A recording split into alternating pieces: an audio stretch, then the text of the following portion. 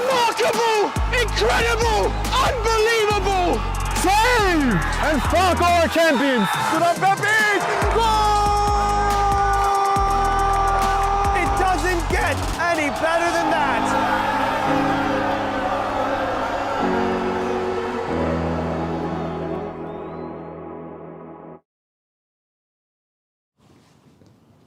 Hello everyone, welcome to the Game in Frame live stream.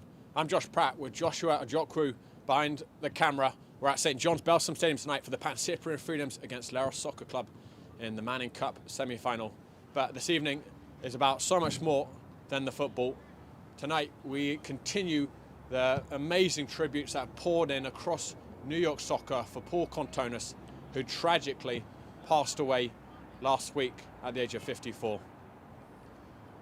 Paul touched countless lives in our community. He was the president of the Cosmopolitan Junior Soccer League, director of the ENYSSA Pancyprian Youth Club, among many other hats he wore in the pursuit of serving others in the soccer scene.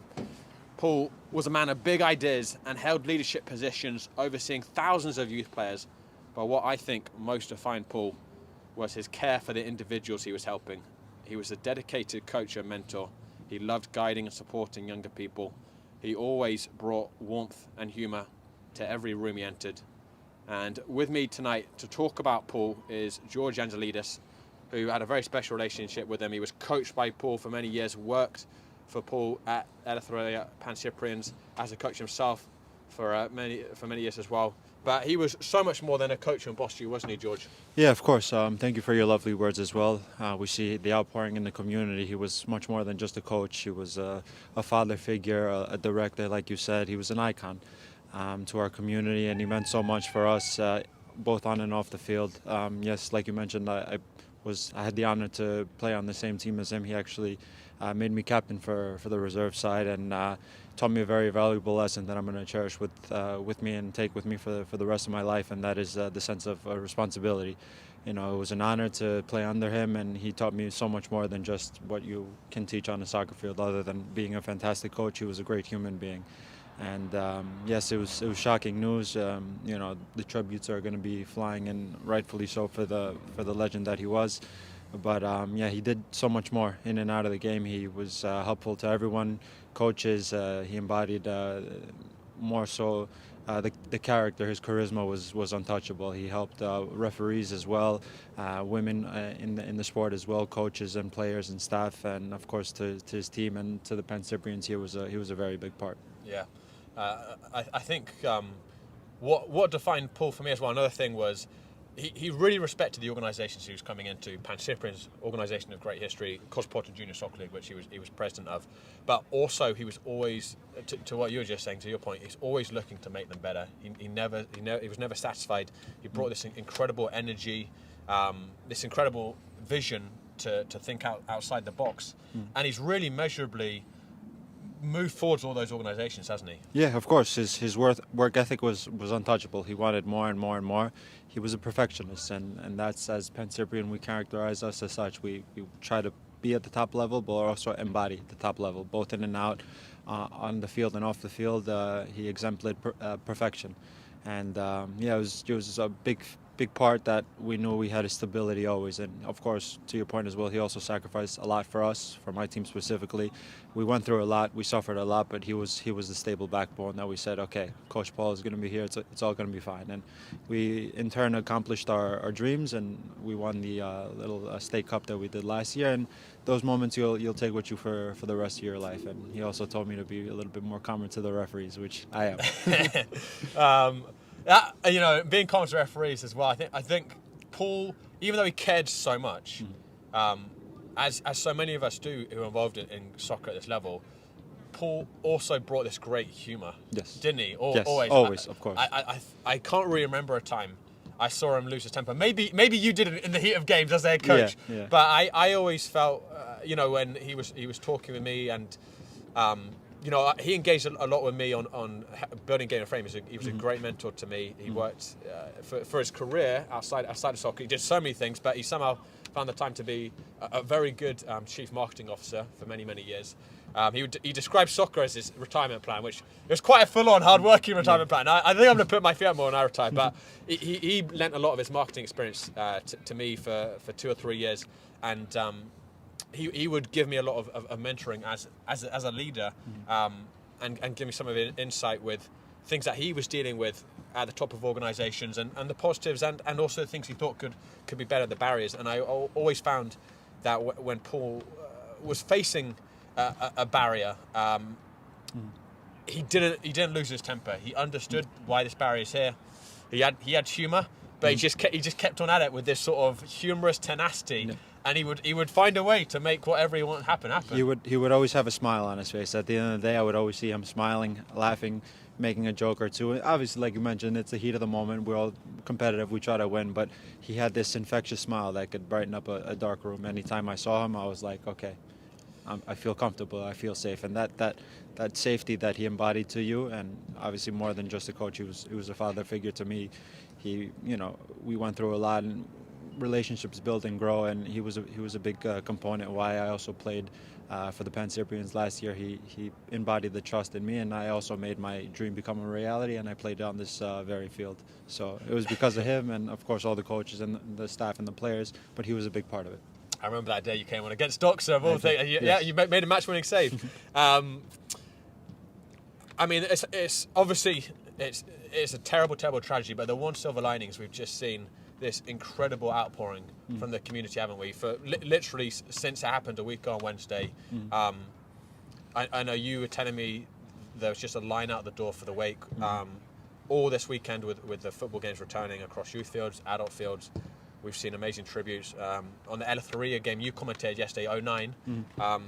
I mean, those boys put it in better words than I think anyone could. What Paul meant to them. I mean, how much did it say about the man?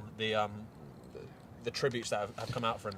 Yeah, I mean, it's touching. You see kids of all ages. We gathered the first day of practice, and we had a little team bonding, and we had a moment of silence. We laid some flowers down, and just to see the outpouring of emotion, it's very hard not to be emotional yourself. Parents, kids of all ages, the whole community just came together as one to honor the great man that he was. And to your point, I'm sure, as you said, that the games are returning. I'm sure that he would want us to play, and he would want us to win. And this is a big game, and obviously the boys are going to play it in his honor, and it's a semi-final. But sometimes life is much more important than a 90-minute game. And yes, we have an obligation to play, and we will play, but we're going to be honoring the great man that he was. Absolutely. I think the last thing really is, how do we honour him? And it's something that I've been, wrestling with. I mean, obviously we've all been in this state of shock. He was a young man, and more than that, he had so many things left he wanted to do. Exactly. Yeah. I mean, I literally 2 or 3 weeks before he passed away, I spoke to him on the phone about his new project. He pitched to me his new project, the New York Soccer Ledger online publication, which he did launch. You wrote an article for it. We had some Game and Frame broadcast featuring it, and it was just typical Paul. Another really innovative idea. He had a smart solution to get out a lot of articles quickly, which is kind of required for grassroots soccer. He just had, and that would have been his last thing. He had so many things left to go. He was such a pillar, and it's how do we honour him, and and for me it's been we've got to try and carry on that torch that he was doing, which is build up those organisations that you're part of, but also really be brave enough to dare, right, to do things differently, to look at new solutions. Yeah, I agree. He had ideas. He wanted more and more and more and more. And I think it will take time. It's a shocking event, and it will take time. Time sometimes is the best remedy, and to reminisce about all the good times we had. But I'm sure that he would want more. So if anyone, younger kids are watching, don't be scared to dream. If you're playing on the field, if you want to become a journalist behind, he gave me that thing of dreaming is impossible. You never know what you could accomplish in life. Use your mind. He was one of the smartest and best men that I've ever met. So I take points that he would pursue in his own life, and I would try to embody it in as I'm only 29 years old, but I feel that I only knew Coach Paul for about 4 or 5 years, but I feel we passed a decade of things together. So yeah, and just shout out to the family and to his friends. My condolences as well. He's always going to be in my heart for the rest of the time, and anytime I step on the field, I will honor it to him. Well, George, thanks for coming and sharing all of your beautiful words about Paul, your experience. Guys, we will be back in about 10-15 minutes. We've got a red hot match that Paul would, as you said, George, would certainly relish to watch this one. If he's watching from above, he's got the popcorn out, he's on the sofa ready for this one. It's a Hellenic derby, a spot in the Manning Cup final. There will be a ceremony for Paul before the kick-off as well, to remember the great man. Don't go anywhere, guys. We will be back in a few minutes. From soccer fields across the USA to the legendary stadiums of Spain and Portugal, for 40 years, Petrobax has been the go-to expert for group travel to Spain and Portugal. We organize soccer group trips from start to finish, flights, hotels, transportation, and guided tours, all perfectly coordinated by our experienced team. Your trip can include attending La Liga and Portuguese Primeira Liga games, matches against local teams, pro training sessions, and even tournaments. As true experts in Spain and Portugal, we'll ensure you also experience the rich history, vibrant culture, and incredible food these countries are famous for. Celebrating 40 years of crafting unforgettable journeys to Spain and Portugal. Petrobax, your team, your passion, your trip to Spain and Portugal starts here. My name is Austin Brummett. I'm a men's soccer player at San Diego State University, and I play forward. The Salt Air Case helps block odor from my cleats when I'm driving in my car or when I'm keeping my cleats inside my house, so I don't have to worry about it stinking up my room. It helps me keep track of my cleats and my shin guards, so I know that they're together, and I don't have to worry about tracking them down or losing them or stressing out about where they are. I would definitely rock this, walking to the games, walking around to my trainings. And it's super helpful for travel. When I travel in the airport to go to away games, it's not going to stink up my backpack or stink up the plane where I'm sitting. Magnetic strip on the top is super easy to open to take my cleats out and to put my cleats back in. I think it's an essential part of my outfit for soccer, and it helps keep all my stuff organized and stink-free.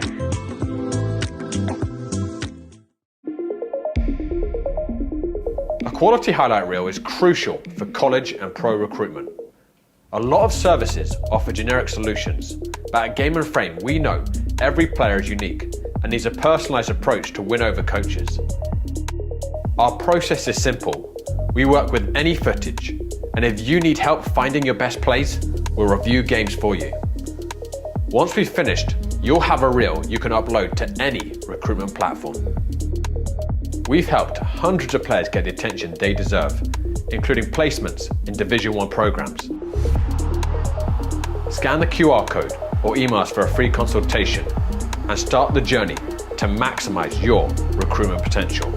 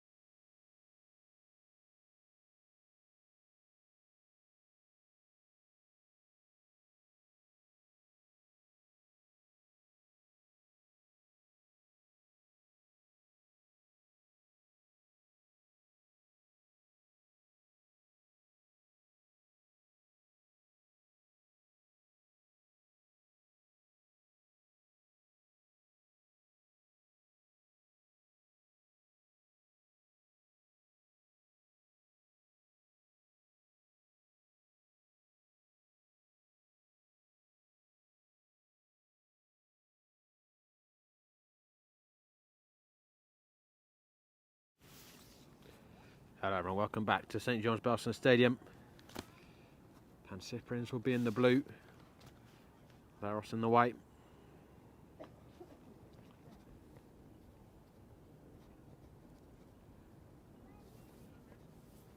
A spot in the Manning Cup final on the line tonight to face Lansdowne Yonkers, the defending champions, who came back in the second half yesterday evening against the Greek Americans. 90th minute winner by Bishop, very dramatic finish there.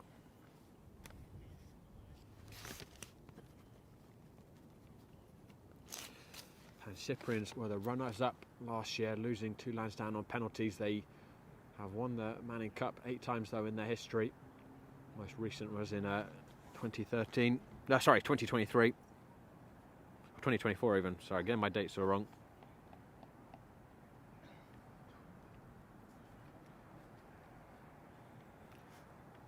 But of course tonight about so much more than just the football. We are about to have a moment of silence to honour Paul Contonis, who is a pillar of the Pancyprians community and indeed New York soccer community, as well as being a director of the Pancyprians Youth Soccer Club. He also was the president of the Cosmopolitan Junior Soccer League, a coach for many years, wore so many different hats, and a loss that is keenly felt by so many.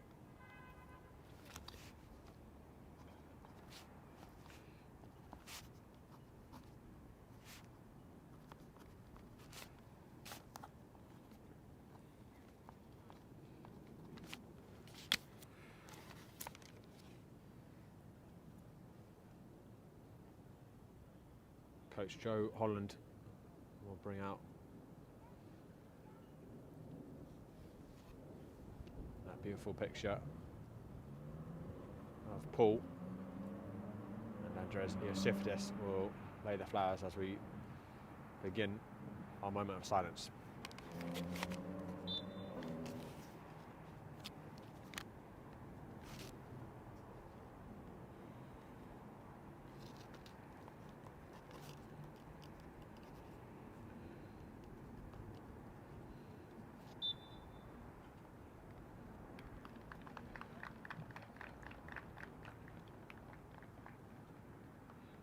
Paul is watching from up above. He will certainly relish the prospect of Pancyprians against Leros, a Hellenic derby. And the last time these two teams met at the beginning of November, and it was indeed the first time they met in their histories, it was a classic 4-3. Pancyprians coming back from 3-1 down in the final 20 minutes. Victor Castal scoring a stoppage time winner. Leros was so close to pulling off a historic upset, but they have licked their wounds since that day and strengthened the squad by quite some degree. 8 signings made since the beginning of November for Leros. I'll get into members who are in the starting lineup today shortly. The Pancyprians also with a few new additions as well.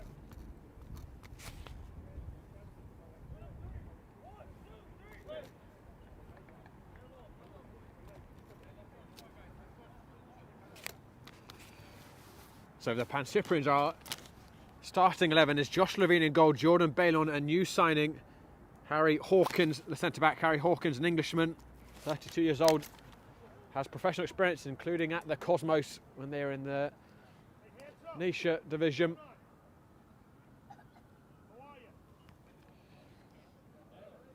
And also played at Hofstra. Devin Heaney at left-back, Eric Frimpong at right-back, Ricard Cederberg in the number 6.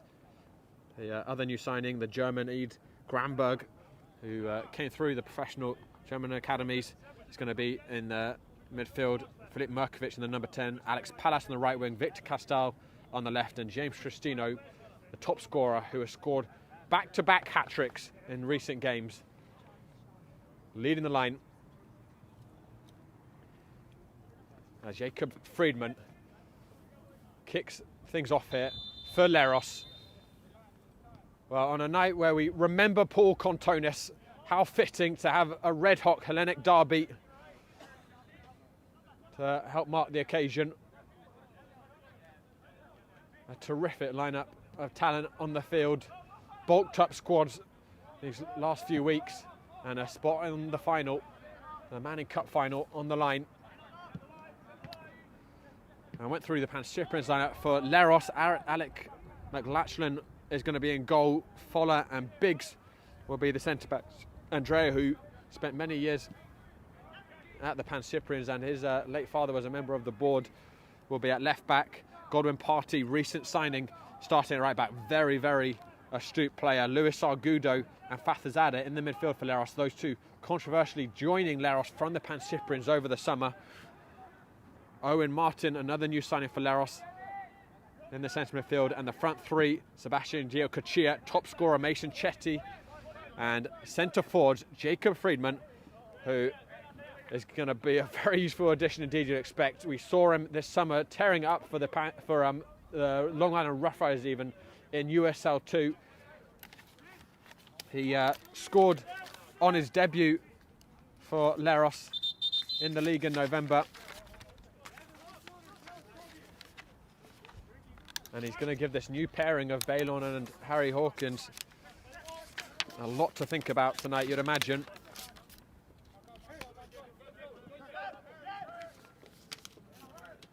Here's Hawkins. Baylon. Well, the Pancyprians have already started tonight better than the last meeting with Leros. At this point, they're 1-0 down. Mason Chetty scoring in the first minute, remarkably. Can only hope for an occasion like that November 7 match with it's 7 goals, it's last-minute drama.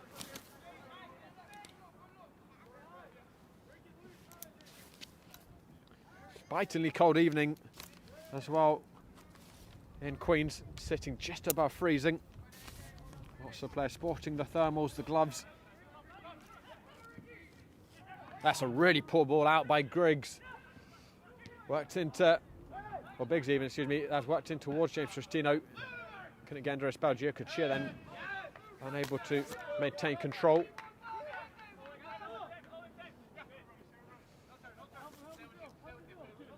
Here's Gramberg trying to force his way down the line. The German unable to.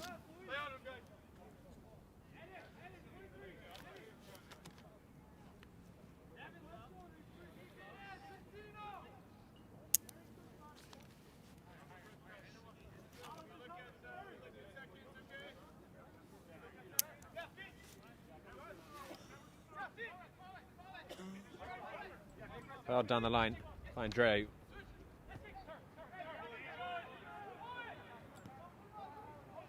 Martin gives it to McLachlan. Partey.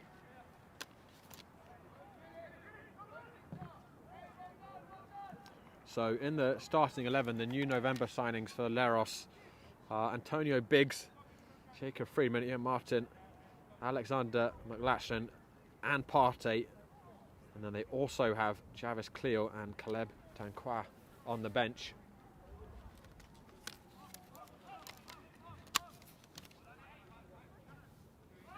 Jordan Baylon playing deeper than usual. Normally play in the number 6 position, not the centre back.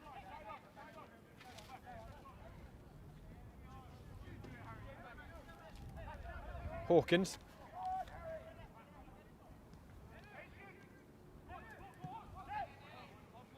Well worked by Granberg. Hawkins draws out to Eric Frimpong.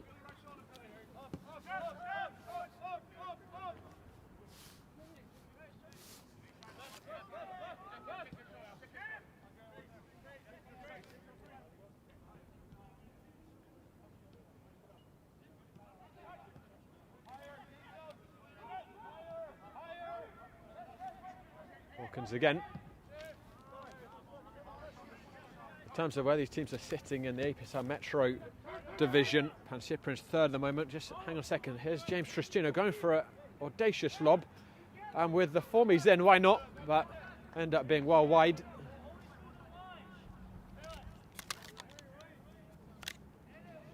The Pancyprians currently sitting third in the APSL Metropolitan Division. They are defending the league title, but after a very poor September, they are certainly up against it.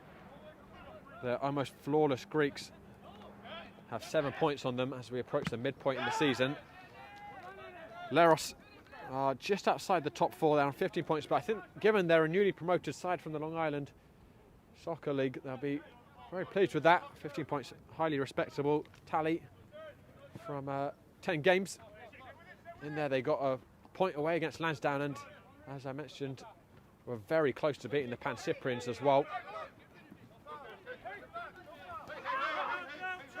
Frimpong coming in behind a Leros midfielder, and the referee well positioned. Didn't blow anything up. I think he's more playing advantages than anything.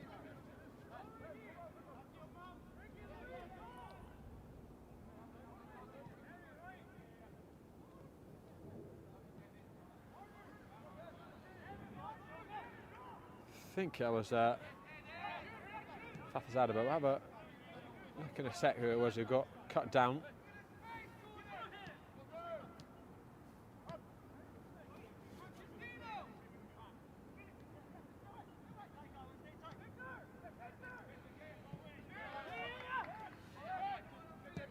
Hawkins sprays it out to Alex Pallas. Forced backwards by Andreu.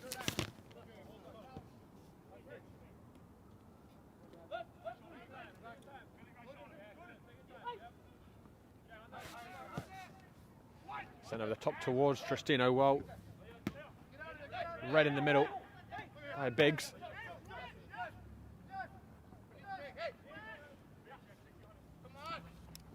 Andreu. Pallas judged to have won that off of him unfairly.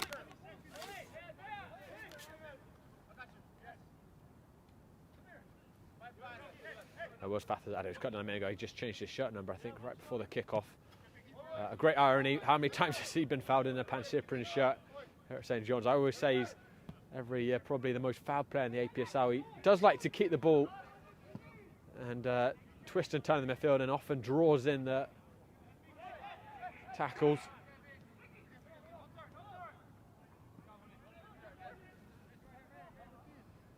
Markovic holding on to it for a long time before releasing. Henry gives it to Devin Hinu. Castell, lovely pirouette by Castell. Cutting inside, Victor Castell still with it. Castell still. Victor Castell! Just over the crossbar. He's another man who's in red hot form, scored a marvellous goal right before the winter break, the Thanksgiving break against Nyack. Give and go, and then a solo run. Those darting burst forwards from midfield, a character of his game. Here's Chetty, another informed man coming down the other end. Forces the corner kick. Chetty on 6 goals across all competitions. And Leros' top scorer this season.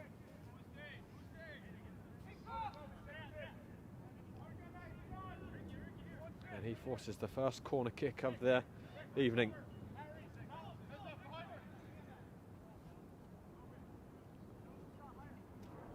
Swung towards the near post. Frimpong well positioned.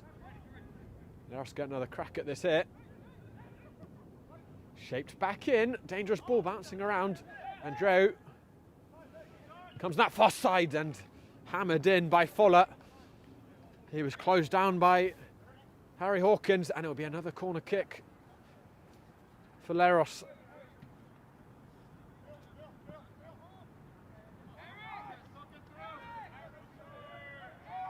Given short, Andreu draws it in low. Came off of the shin of Jordan Balon.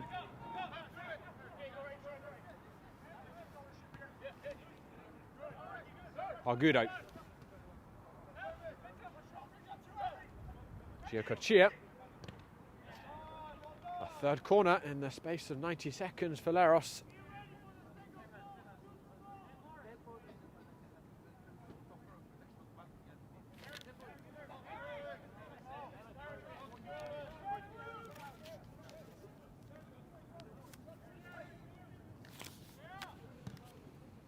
Driven in towards Levine. It's very awkward, and Levine took a flap at it, got just about enough on it under a lot of pressure. That's worked back to Godwin Partey.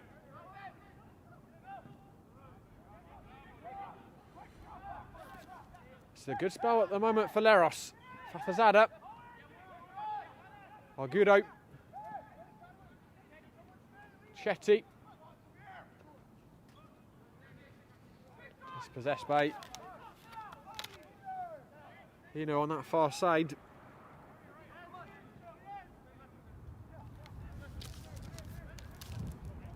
Fight into the feet of Argudo. Partey.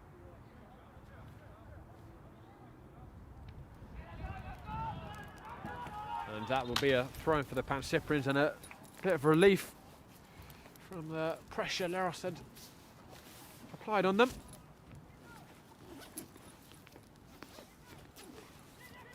Here's Merkovic.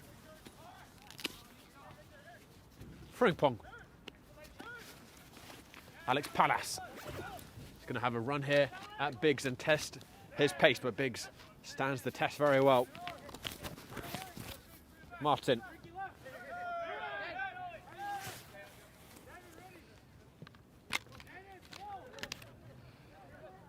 Gives it to Fowler.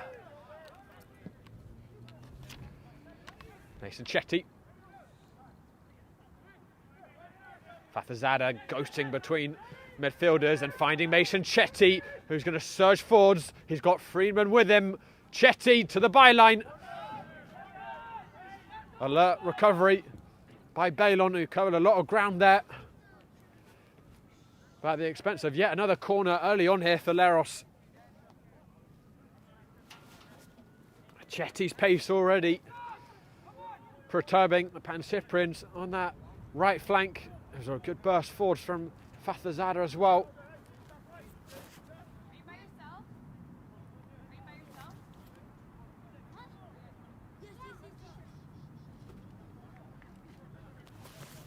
Jacob Friedman will swing it in once again.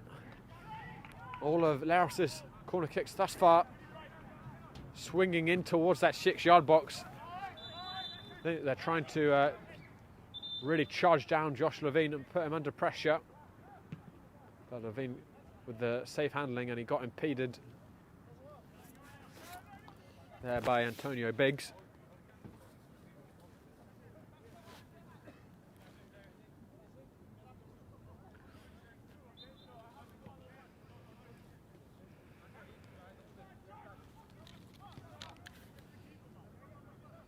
Pancyprians coming into this evening in decent form.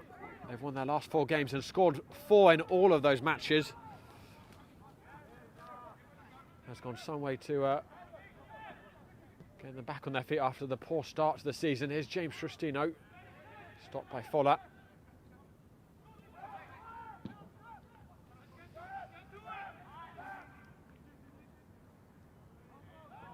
Pancyprians will have Hoboken in their final game before the winter break marks the halfway point in the APSL next weekend. We'll have that back here on Game of Frame. It'll be a 4 p.m. kickoff. Hoboken high flying as well, actually above the Pancyprians, sitting in second. If either side wants a realistic chance of catching the Greeks, you really feel they have to win that. Even so, going in to winter 6 or 7 points behind the Greeks, it's a big ask to make up that gap. Not impossible, but would probably require a team chasing the Greeks at this point to be near perfect, and then also obviously the Greeks to slip up on a couple of occasions, which they haven't looked much like doing so far, at least in the league. Lansdowne handing them a red defeat last night in the semis.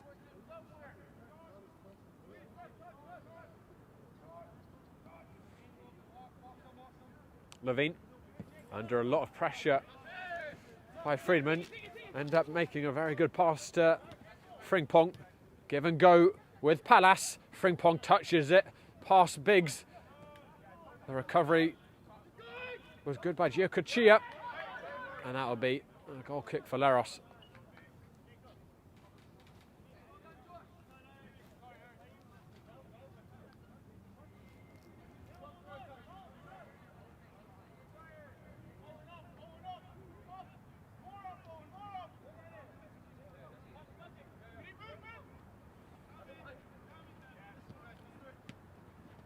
Andrew. Play allowed to go on. Here's Owen Martin. Gives it into Mason Chetty. Chetty! That might have taken deflection. It did. He took a mighty swing at that Chetty. Probably going in if that didn't come off of the calf of Hino. I just wondered though if he might have been better laying that off to Friedman, who was all by himself to the right. Had a lot of time to pick out his mark.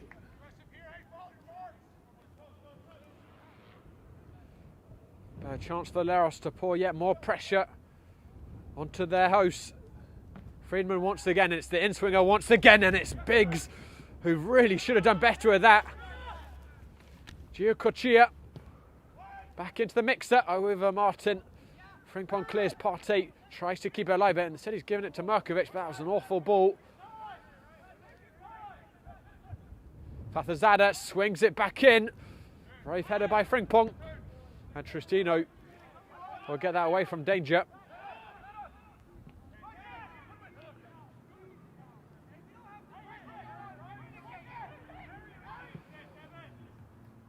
It's been a good start from Leros.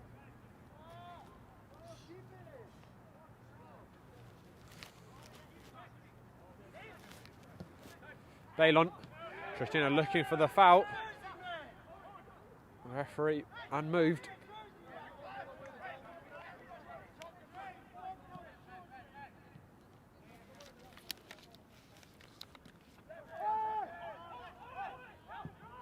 Martin, ranging ball out to Mason Chetty. Chetty pass, Hino all too easily.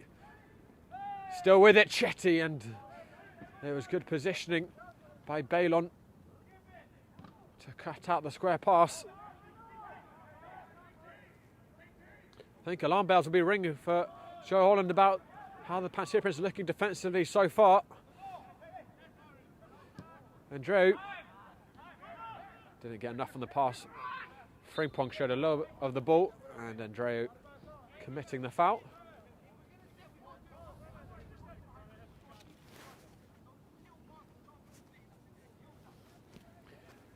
The Pancyprians have certainly had their fair share of defensive woes this season. They've only managed to keep 2 clean sheets in 13 games. Compare that with 11 clean sheets they kept just in the league last year. They had a phenomenal defence. Conceded 13 goals in the APSR last year, and this season they have last season they conceded 17, and this season they've already conceded 13, and that's before they've even reached the halfway point.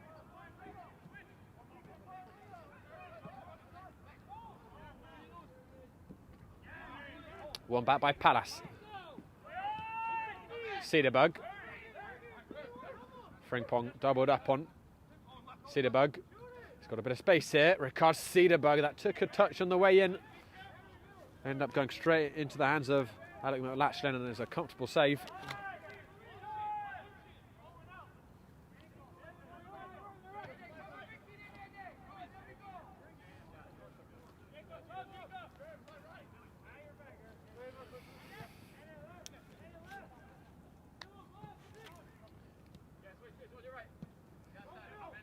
Martin.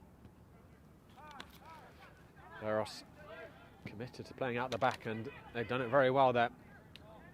Fathazada. Nice ball down the line. Godwin Partey with his first chance to surge forwards.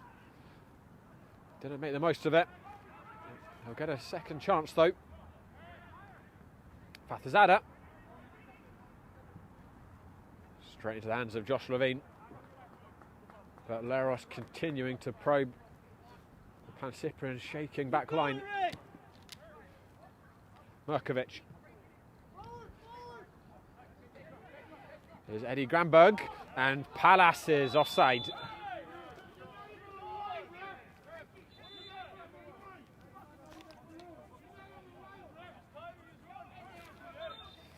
And you can probably hear what the Pancyprian faithful think about that.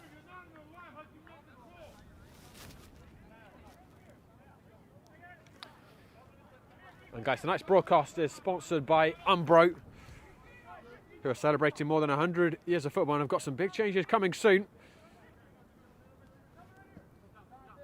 We're delighted to have them as our presenting partner for the 25-26 season. And you can scan the QR code to learn more about them.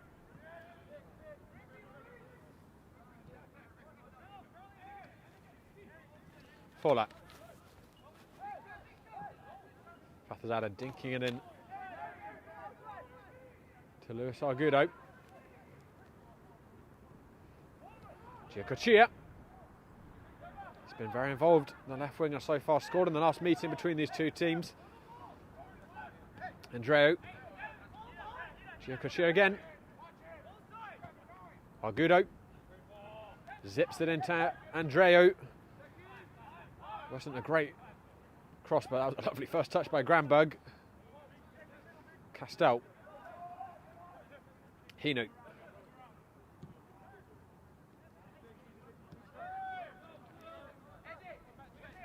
Jordan Bailon. Frimpong.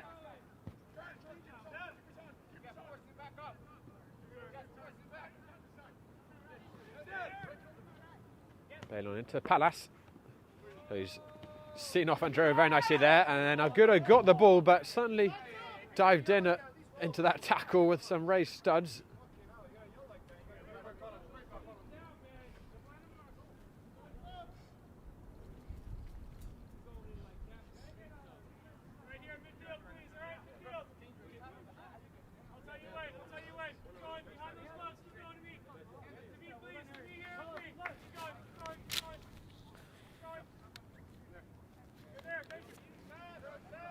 Leros have a decent away record so far this season, only lost one, and that was against the league leaders, the Greek Americans.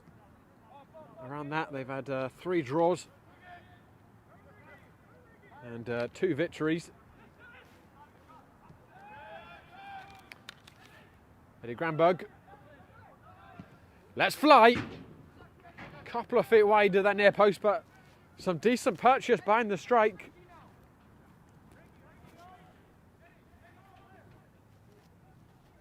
It's been an open start to this semi-final.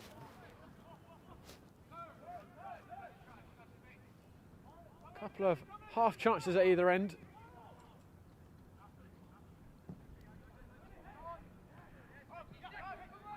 Giacochia. Pathazada. Friedman couldn't wriggle away from 2 defenders watching him closely. Eric Frimpong being invited forwards, slices it inside, and that first touch was not quite what was needed there by Filip Merkovic. If it had been better, he was in, throw and goal.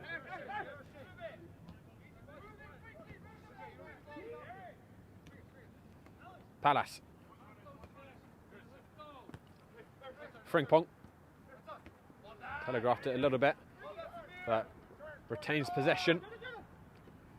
Jordan Bailon. Palace, clever flick. Frimpong stays on his feet and reverses it back to Alex Palace, who was looking for Tristino. Palace will give it to Tristino's head, who didn't know a lot about that there. James Tristino was really rocked at him. He did all he could to direct onto the frame, but maybe not the contact he wanted. Lovely interchange between Frimpong and Palace on the right side. Giacochia.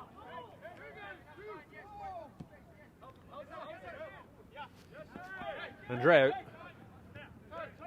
Fatazada.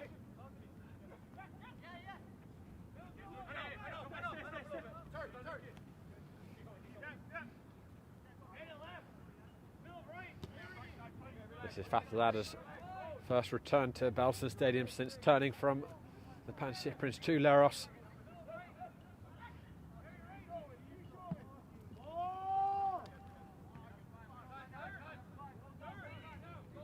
And certainly, Fathazada and Argudos departure have left bigger shoes to fill in the middle for the Pancyprians. Those two are a real staple of the championship-winning midfield for a couple of seasons. Gio Cochia. And here's Luis Argudo. Jacob Friedman. Fathazada. There's a fluidity to Leros on the ball at the moment. Here's Godwin Partey coming into the area. Partey drilled it in at that near post, and Levine got a pair of hands on it, had to be very careful. That didn't go between them with the pace of it, but did enough. The Pancyprians number 1. I think this is corner number 7 for Leros. And another opportunity for Friedman to drop one in under that crossbar. There it comes, Levine knew it was coming.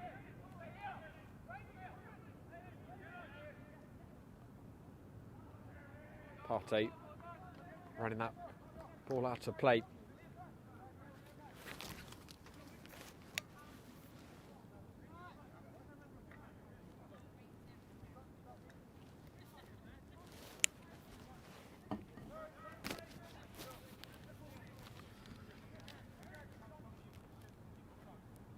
Levine.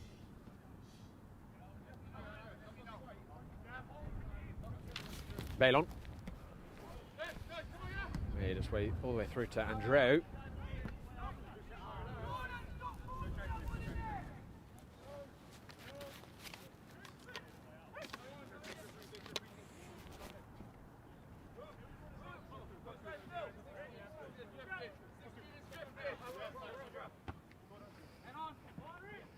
Agudo and Cederberg tussling, and Cederberg coming out on top. And it's a good ball by Ricard Cederberg. Hinu. Bit to Castel. Someone the Pancyprians need to be getting on the ball more. Cederberg. Castel. Here's his threat. Castel still with it. Bit to Castel. Just ran out of real estate, and then that's a clumsy tackle by James Tristino.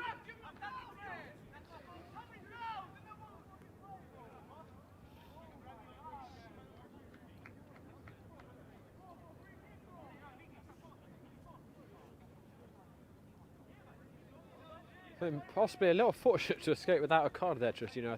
Where's his first foul, but it was clumsy.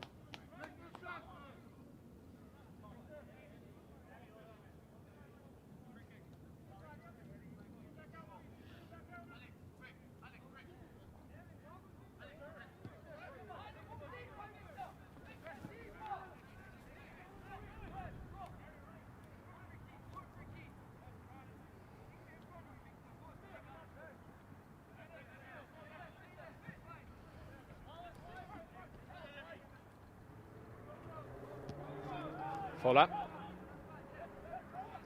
Fathazada.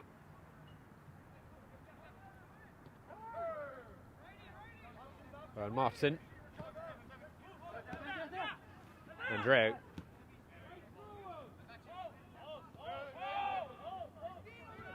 Lachlan to Biggs.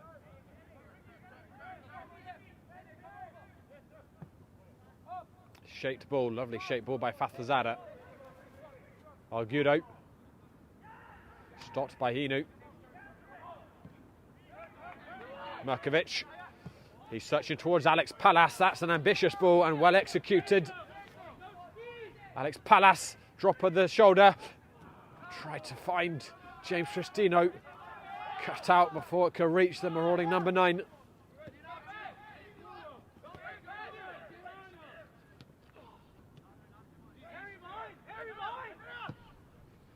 Andreu. Chetty trying to set it down for Gio Cochia. Instead it arrived to Fathazada.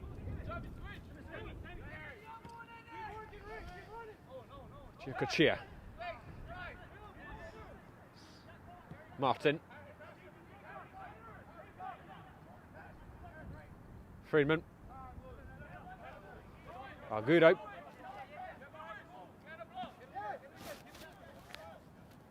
Past the half-hour mark here at St John's Burton Stadium. Leros having most of the possession so far in this half.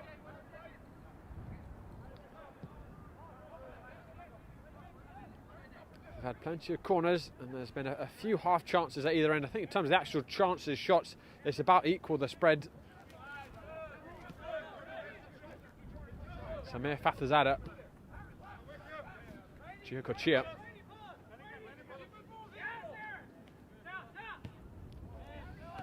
Balon's anticipation spot on there, and the centre back skipping forwards. Agudo cutting it out and buying himself a free kick. Cheap one to win.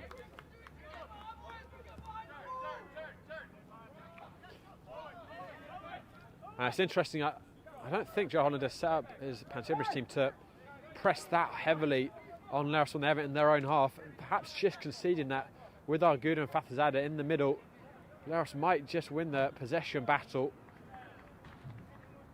And the Pancyprians have to focus on other areas to try and dominate. Got a lot of pace in the counter-attack tonight. But it's not too often you see a team come here to St John's and have more possession than the Pancyprians. Leros are certainly doing that at the moment. Is Giocochia, who's been as involved as anyone. Hino is looking for a run in behind by Tristino, but he wasn't making it.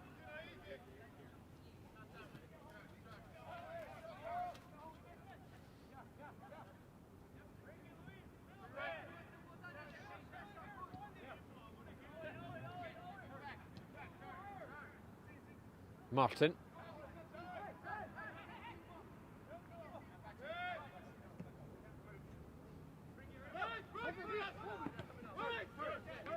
Fola. Giocochia being invited forwards. Andreu.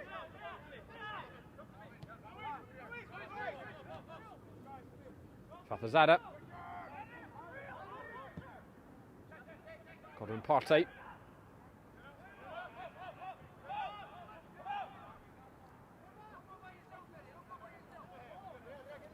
Fathazada. Tries it towards Friedman, who will keep it in. He's got acres of space here, Friedman. He's got Chet in the middle. It's Jacob Friedman, cuts onto his left. Couldn't pick out the final pass. That's what's missing for Leros. They keep getting it into these advanced wide positions. A few times they've managed to cut down to the byline in the penalty area, but just unable to find a target. Cutting it back. Here comes the Pancyprians at the other end. It's Alex Pallas. Wild, wild finish. I was talking about perhaps the Pancyprians' biggest danger for Leros tonight is on the counter-attack with the pace they've got. They certainly showed it there. One pass taking out the entire back line, and Pallas timed the run perfectly. But he'll be really disappointed with that finish. To not connect with it at all. But if you want to see some good connections, make sure to stay tuned at half time, guys. We're going to be showing our November Goal of the Month competition, all 17 of them. It's our biggest ever lineup.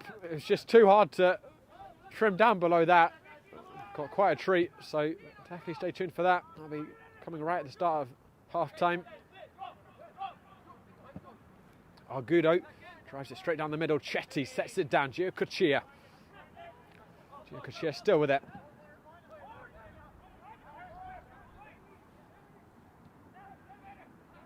Friedman. Argudo. Fathazada. Lovely ball by Samir Fathazada. Partey. Friedman onto his left foot. Checks back. Still with it, Jacob Friedman. Still Jacob Friedman. Wide of the post. He is a very shifty customer, Jacob Friedman, as you can see there. Twisting and turning.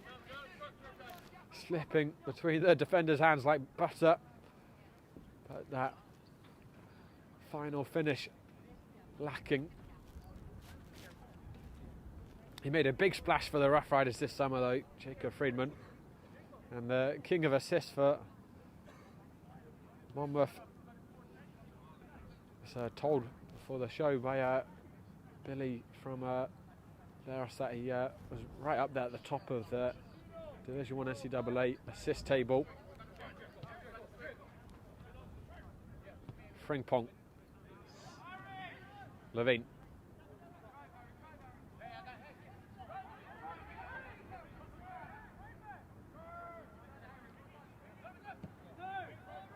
Merkovic. Dinks it into Eric Frimpong. Good tackle to stop him by Biggs. And here comes Leros, and the Pancyprians push forward some numbers on that attack. Here's Friedman. He got cut down by Frimpong, who tried to make amends for losing at the other end, but will only get a yellow for his troubles and give Leros a free kick right on the edge of the penalty area.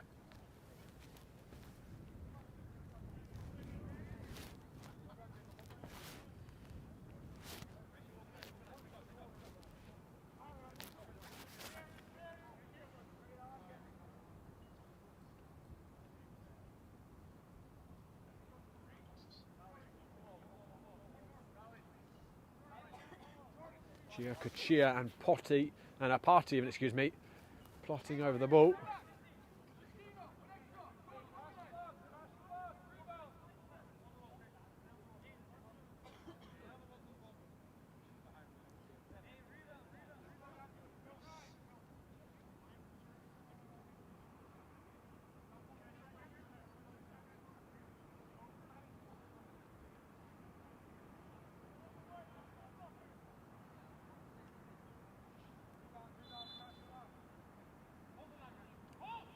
Kuchia, comfortably dealt with by Balon.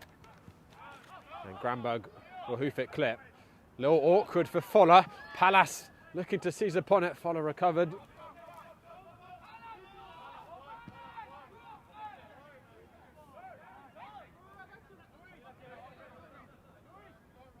Argudo.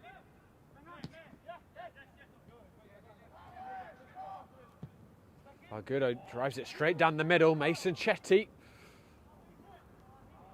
couldn't elude Harry Hawkins, who got an all-important touch.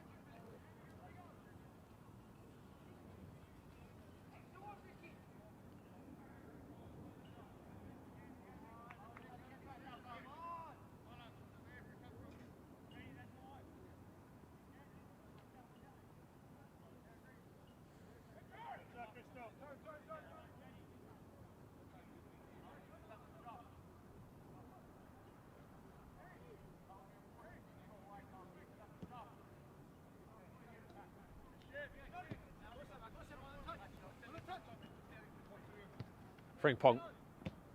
Give and go with Cederberg. Tristino. He's done really well there, James Tristino, and he might have done better with that pass. Here comes Alex Pallas. Recovery run by Biggs. Cutting it out. Scintillating footwork there by James Tristino, who looked like he had nowhere to go.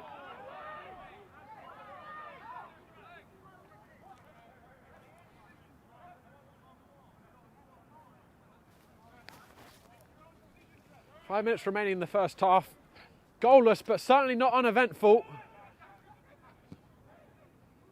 Alex Pallas probably with the best chance so far of this half. As here comes Victor Castell. Fizzing strike. Rebound. Granberg denied by a marvellous second save by McLachlan.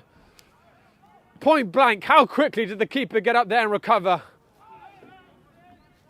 Super stop to keep it goalless. That goes down right there as the best chance of the half so far.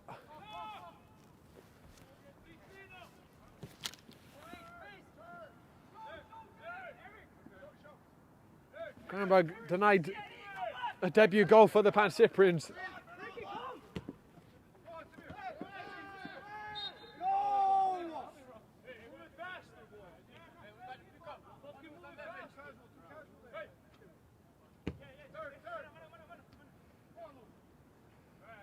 Merkovic brought down by Argudo, and the two having a little discussion afterwards.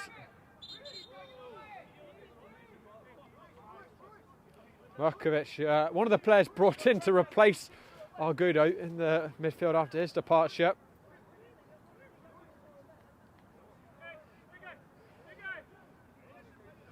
Argudo perhaps giving him a little lesson there in the dark arts.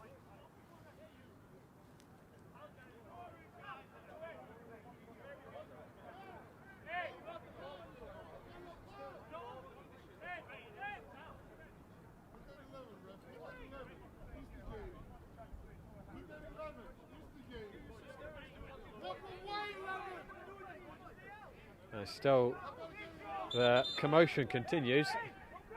Referee's not really managed to get a handle on the tempers here. He's given a yellow to Merkovic.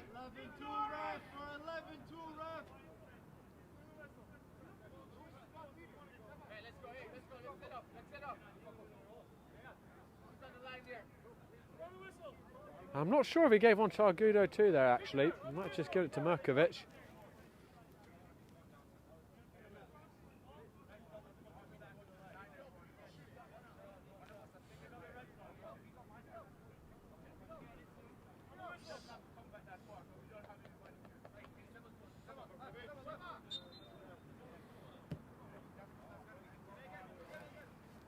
Frimpong. Maybe hospital ball to Hawkins. Cederberg. Granberg. That is pass cut out by Friedman. Fola.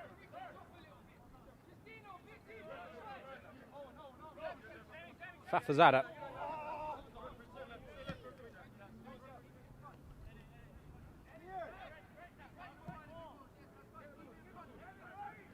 Goran Partey with an uncharacteristic miscontrol.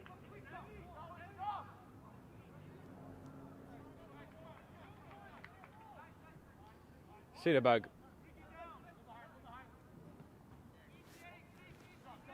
Frimpong. Palace. Back to Frimpong. Palace once more.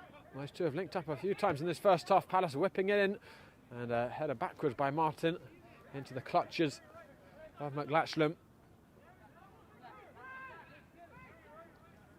who in terms of saves didn't have much to do this half up until that fantastic double stop a moment ago. Got up and made himself as big as he could after the initial stop with very little time to recover. Top stop. Chia. Didn't put enough on that pass for Friedman. Friedman back to Levine. Just rails it forwards.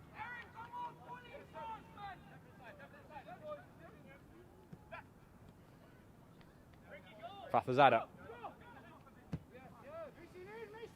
Baylon's got to keep his wits about him. He's got Chetty on his back. Chetty manages to nudge him off it. Chia. Andreu. Fafazada floats it in towards Chetty, brings it down, but the touch was too heavy. He's got such a burst of pace. Chetty ghosted in behind the back line between Jordan Baylon and Levine. And if he got that touch right, he had left Levine stranded and the net gaping.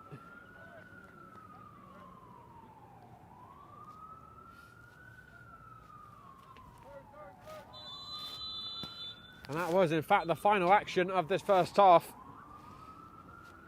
No goals, but decent entertainment factor certainly to it. It's been open, both teams playing attacking football. Been a good number of chances, most of them just half chances, but a very good save drawn from McLachlan by Granberg right before the interval, and then Chetty If he'd had a better first touch, surely would have gotten open himself there too. Probably on balance of play, Leros with a bit more possession. A little bit more control, but it's certainly anyone's to win here in terms of the scoreline and how the football's been played. But guys, for now, it's my absolute pleasure to present to you our November Goal of the Month nominees.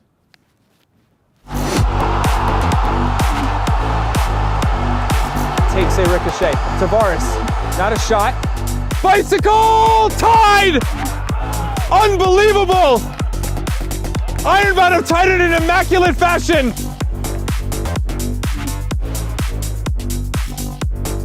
Ooh, that ball was kind of sliced and it's fallen top of the box. There's the hit. What a strike from the Nor'easters!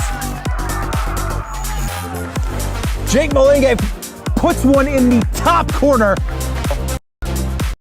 Long ball from him. Searching for Sadamogo with a beautiful lofted shot and a goal! What an amazing shot! Unbelievable! Absolute class! An attempted look down the field is going to work in this case, and a shot that lobs over Dixon.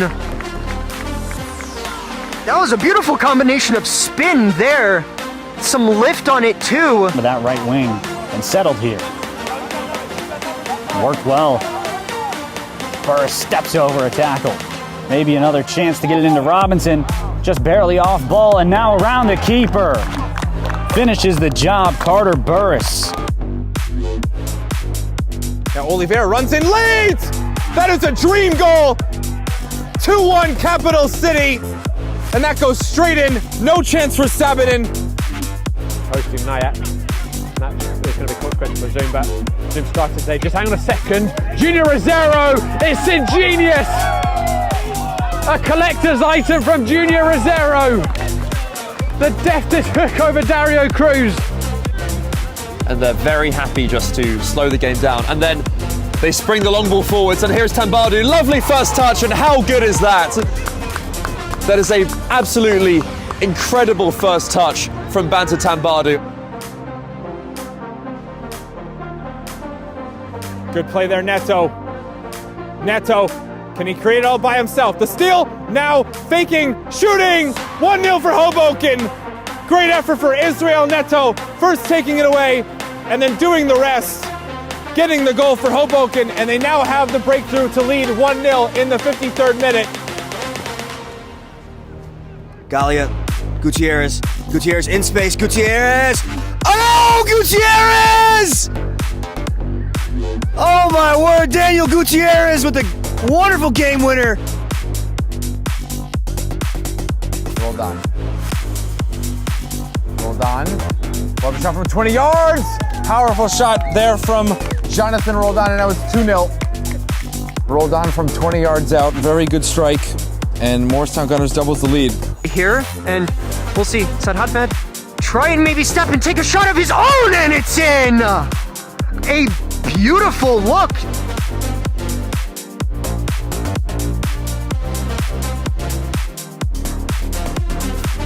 Waring. Good move.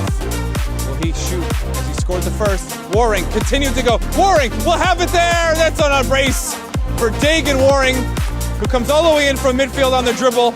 Doesn't need any help. Calls his own number. Scores his second. Now it's 3-0 for Brooklyn United. Lee, Andrade Gomez, the outside of the boot, punched clear. Diego Silva! Freeze frame, hanging in the Louvre. An eye for goal that would make a Cyclops jealous, and that is 3-1. Sabovic forward. Good running from Sansak. It's over the goalkeeper and in the back of the net. From out of nowhere, Sansak make it 3-0. Look at this, Austin Johnson has a hit, and it's a brilliant hit! What a goal! 2 wonder strikes from the Nor'easter, puts them up 2-1. Back. Referee gives nothing, says play on. Now here is Brewer, and this is a really good opportunity. The shot comes in with so much pace, and how good was that? How good was that? That is a crucial equalising goal from the number 20.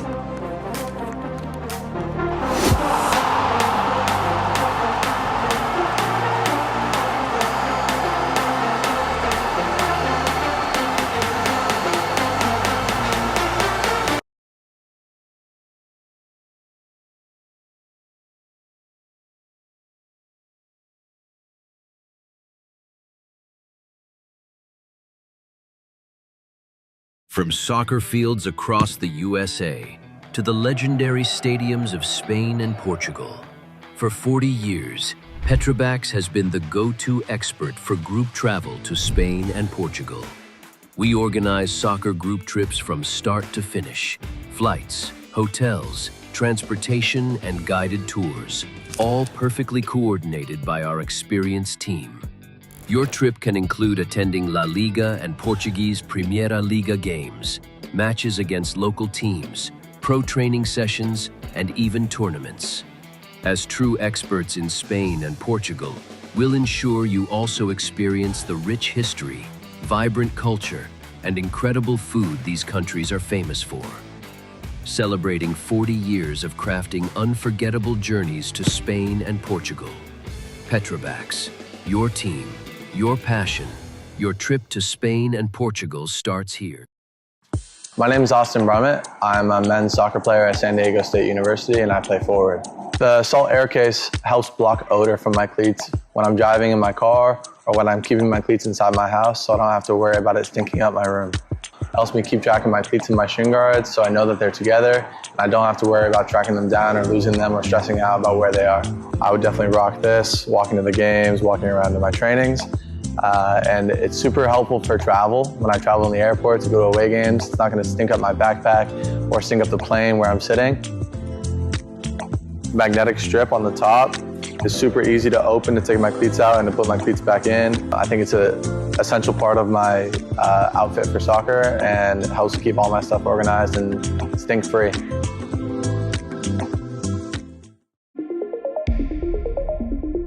A quality highlight reel is crucial for college and pro recruitment.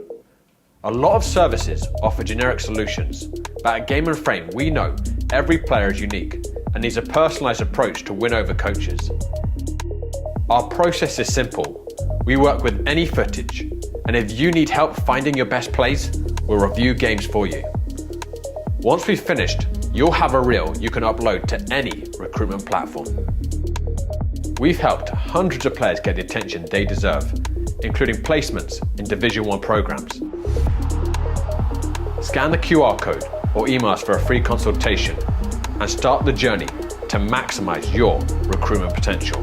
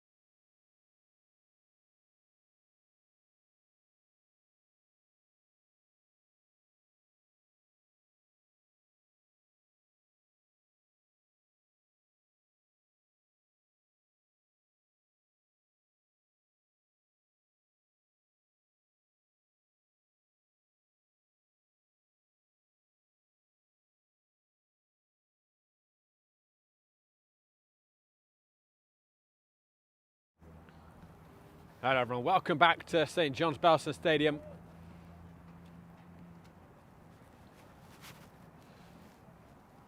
Players emerging from the dressing room at the last possible minute, understandably with the temperature that it is now on the field, sitting just above freezing.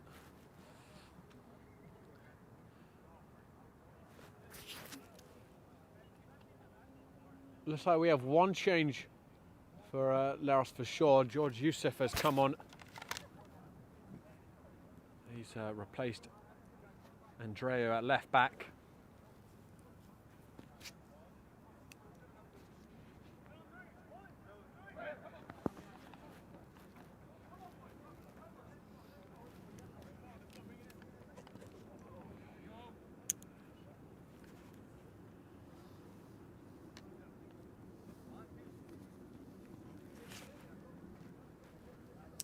The Pancyprians unchanged for now.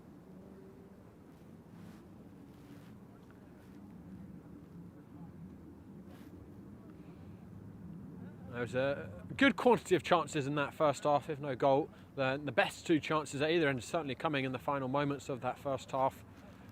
With a very good double save from Latchland to deny the Pancyprians. And then the final action of the half, Chetty very nearly bringing it down to round Josh Levine at the other end. But it remains goalless.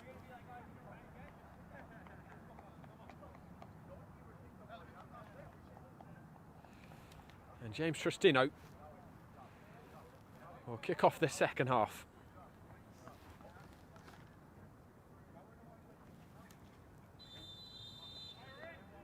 And Leros actually a rare team that Tristino has not scored against. This is the only the second time these teams have ever met. About a month after the epic 4-3 game at Susa, these two played out. Far fewer goals so far, but there has certainly been an entertainment factor with the openness, both teams coming out to attack. Argudo finds Sebastian Giacochia, who was at the centre of a lot of Leros' play in that first half. Giacochia drills it straight into the hands of Josh Levine. And he finds Victor Castel, who didn't get a lot of touches in that first half, but when he did, he caused a lot of trouble. Driving runs forwards from that left side. Frimpong. And a bit of a cul-de-sac. Chetty keeps it in, but only to Harry Hawkins.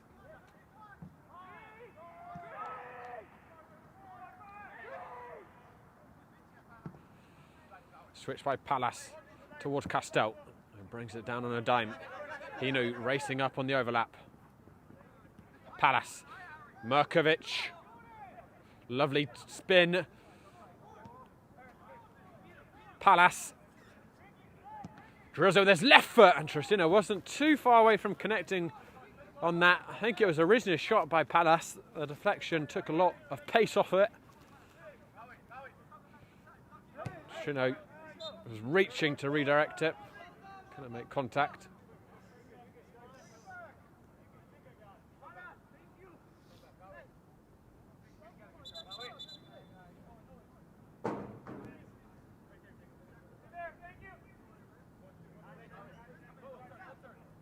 Tristino, not the touch he was looking for.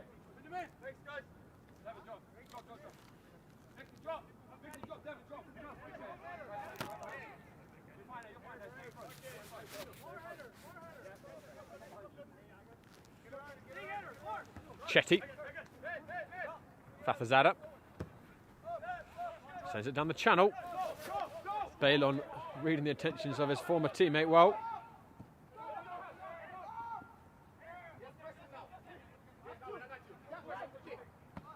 Balon will clear it down the line.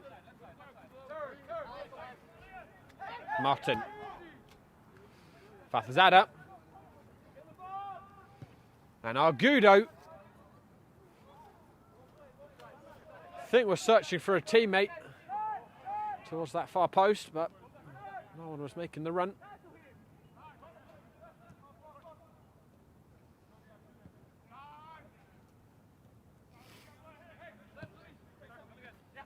Castell. Merkovic. Alex Pallas. And Tristino couldn't connect on it.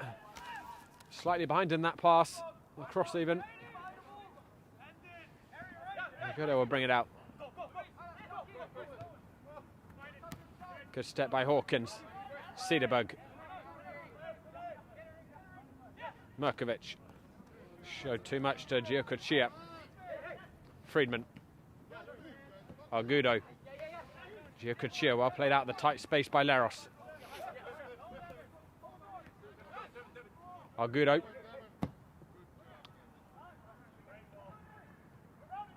Read by Eric Frimpong.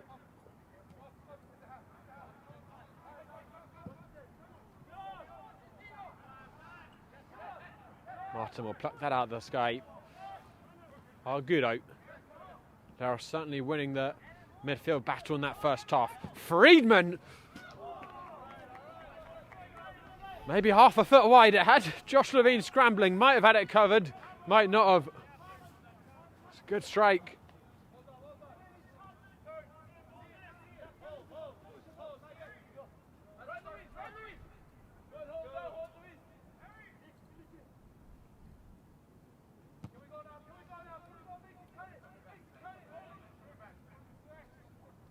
Bailon. Alex Pallas.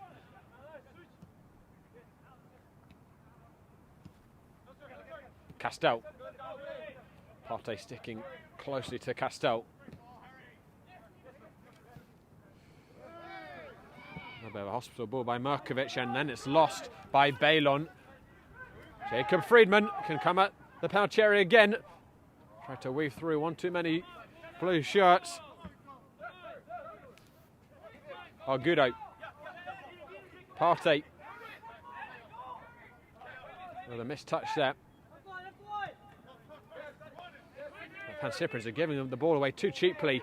Argudo with the nutmeg. Luis Argudo trying to force his way through the tackles, couldn't get past Jordan Bailon.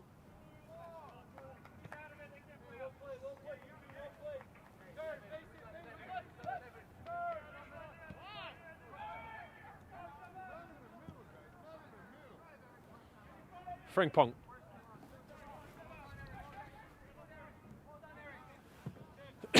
Bless me. Lovely ball out to Victor Castell. Brings that down with grace. Castell looking to work himself half a yard. Still with it, Victor Castell. Cross the 6-yard box. Not far away from that far post. I think it was James Tristino he was looking for, but easily could have made its way into. Castell's so dangerous with that ball at his feet. Has total confidence in himself to take on defenders in 2s and 3s, and he regularly succeeds in it.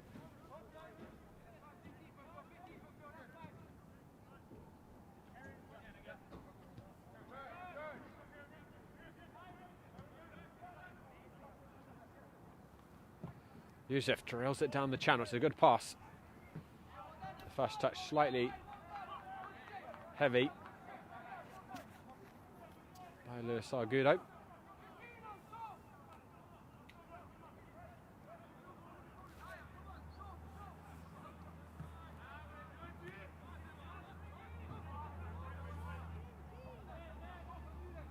Argudo, someone who has thus far been close to marked out the game, as James Tristino. Leros have watched him closely, as you have to. He's had 8 goals in his last 3 games, including most recently back-to-back hat-tricks.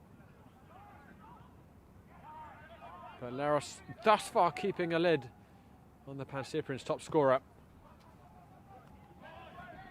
But it just takes one lapse of concentration and Tristino will invariably punish you.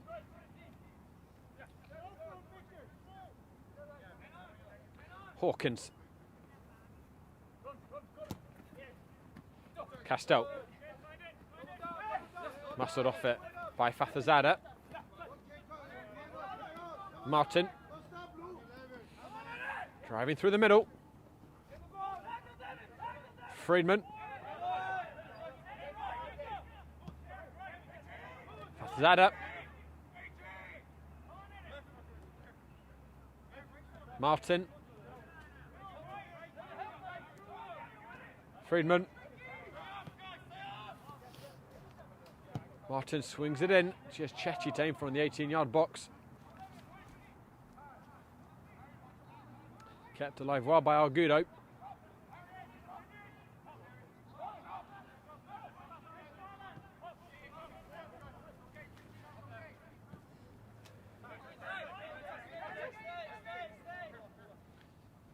Antonio Biggs.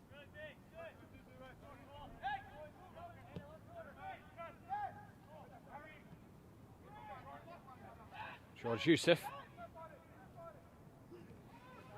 Does well to find Gio Cuccia. Shetty. House for a penalty from Leros. I think that was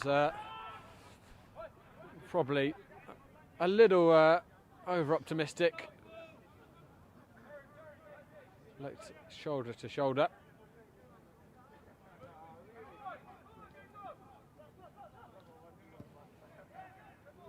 Hawkins, that wasn't the right pass. Pancyprians have had a bit of trouble first 10 or so minutes in the second half to break Leros' press as they play out from the back.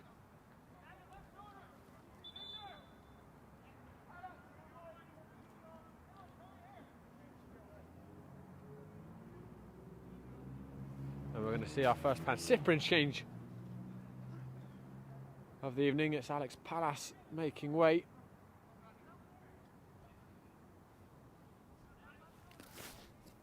And on in his stead, I think it's Juan Moreno.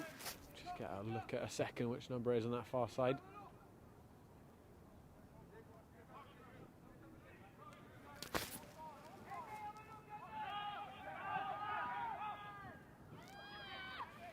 Tristino. Partey making up the ground really well.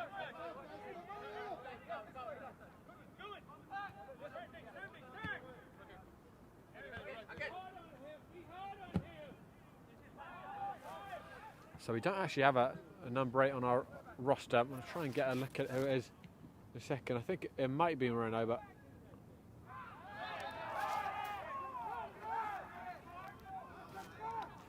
there's a foul there on Frimpong.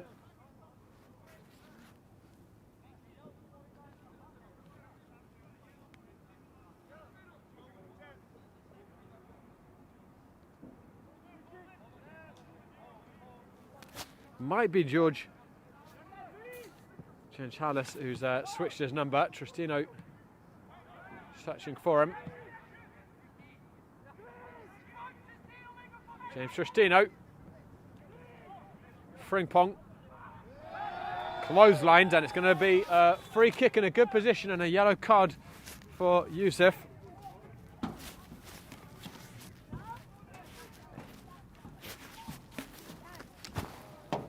Who's number 8? I don't know.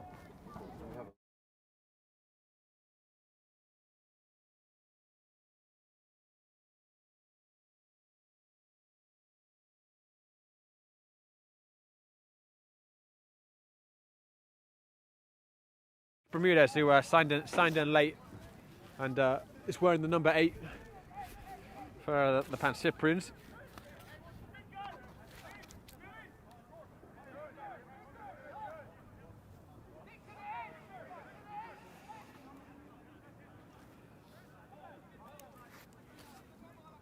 One of many new signs for the Pancyprians this season. Still waiting for his first goal in a blue shirt.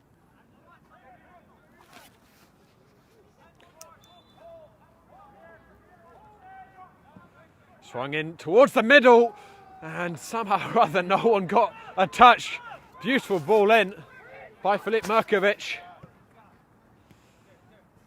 Just needed a firm connection and likely to cause some damage, but it remains goalless. And I don't wish to invite extra time, I have to say, this evening with us in an outdoor location, not in a heated commentary box. But if it is level after 90 minutes, we will go to 30 minutes of stoppage time, and then, of course, the dreaded penalty shootout.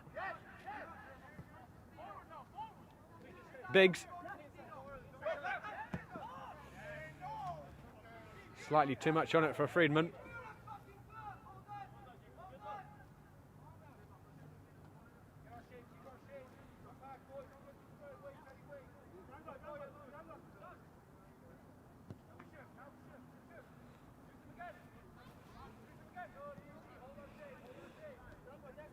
Josh Levine.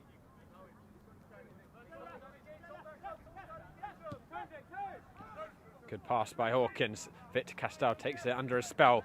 Here he comes again. Castell towards Tristino. The idea was right, but slightly too much on the pass.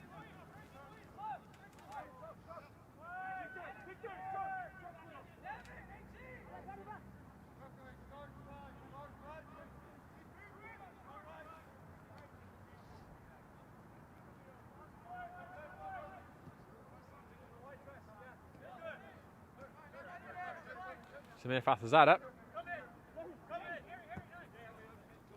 Partey.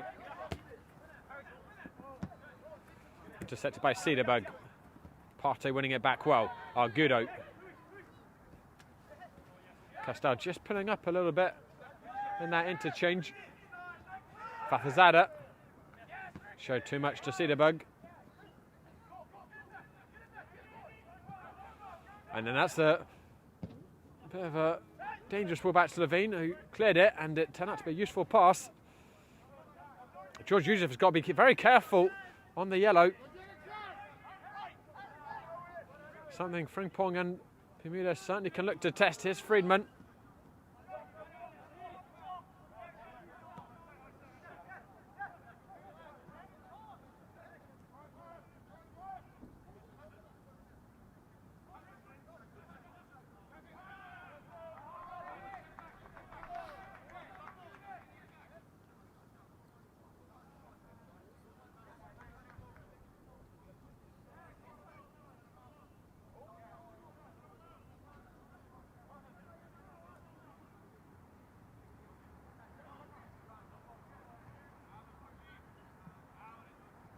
Lewis Argudo.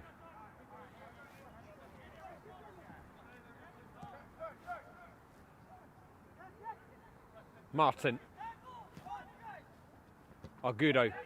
He knew putting a stop to it with not one but two tackles. And then Castell might take this off of Friedman. Biggs there at the last minute, and then it fell to Granberg. Poor ball by the German.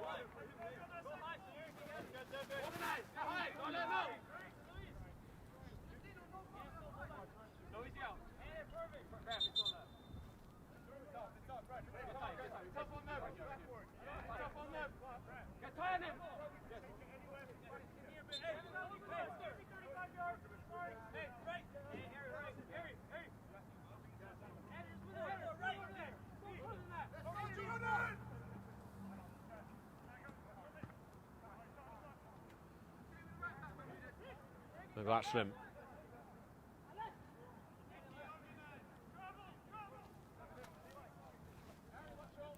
Fuller.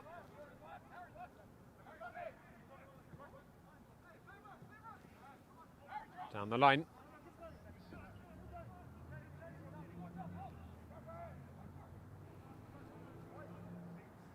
Giocochia trying to force his way down the line, gets himself a throw in for his troubles.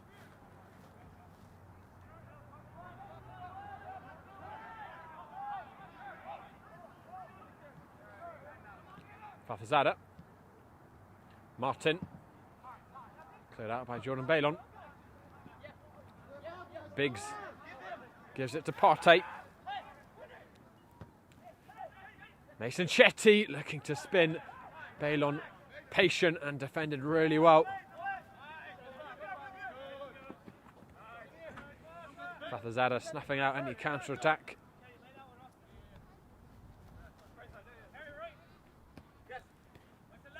Friedman.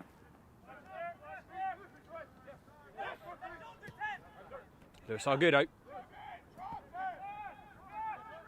Martin. Zippy football by Leros. Gio Kachia puts it into Rosed. He might find the Parsons Stadium car park there.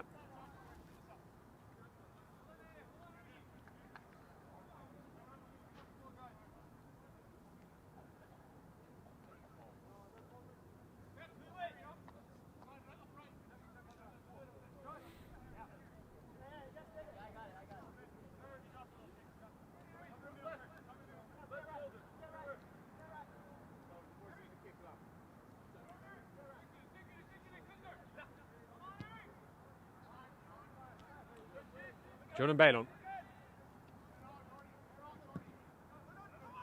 Tristino. Cederberg. Tried to force the forward ball. Partey finds Argudo. Friedman.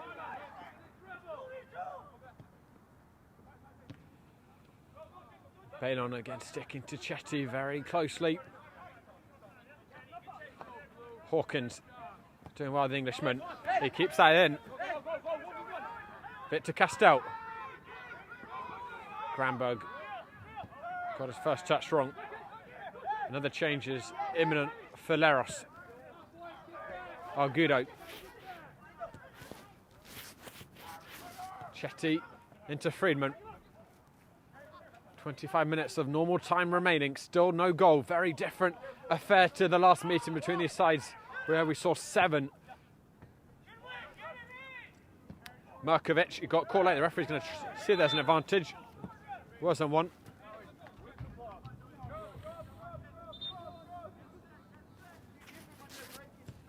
And Leros will be allowed to make their next change.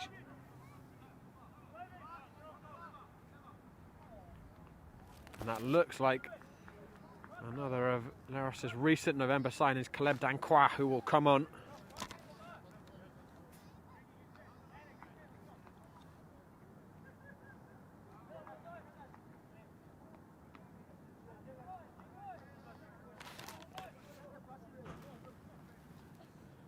Played his first minutes against Richmond.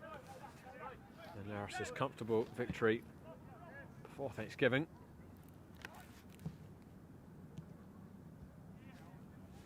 And he's going to come on for Gio Kachia. Martin has lost it. Merkovic. Bit to Castell. And he knew. Too close to McLachlan, who was able to gather. And it's good distribution by McLachlan.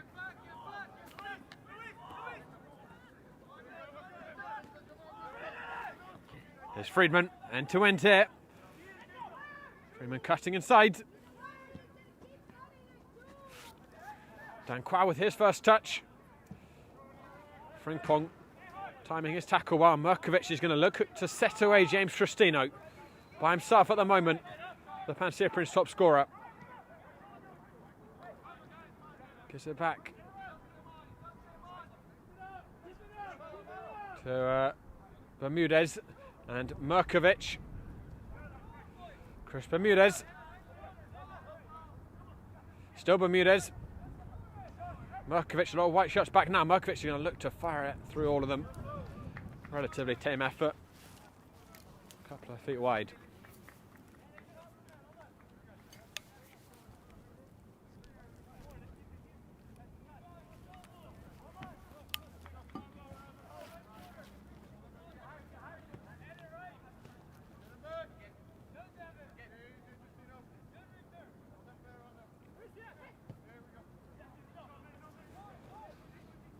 Fuller. Tristan had a little tug at him.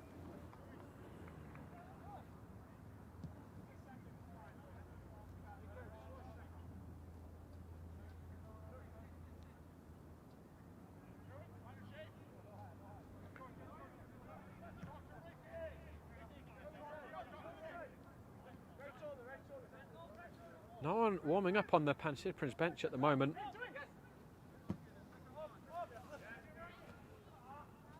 Leros has got a bit more activity.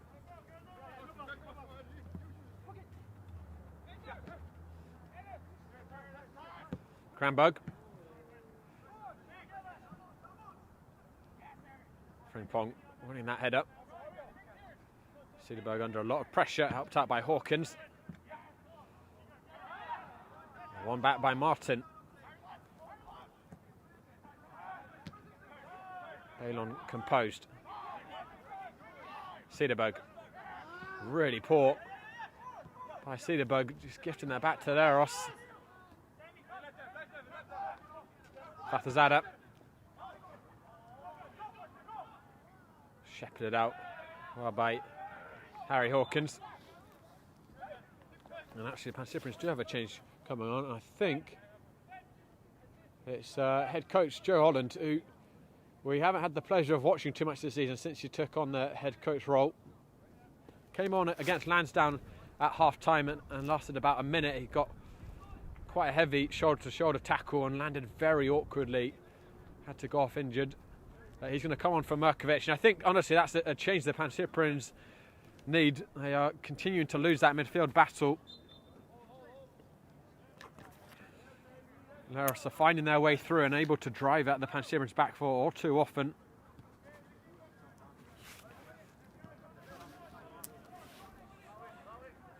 Holland, even at his more advanced stage, certainly still a game changer. And no doubt one of the greatest players to have ever played in the APSL. There's Devin Hinu searching towards Joe Holland, headed out by Biggs. Kramberg. Frimpong. Sends it back in. Joe Holland sets it back and an emergency clearance by Biggs. Chetty looking to start something.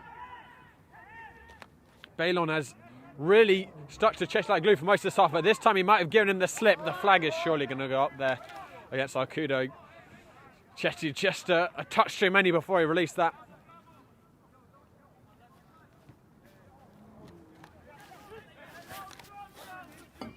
So it looks as if Joe Holland has gone into the number 10 position. Straight switch with Merkovic.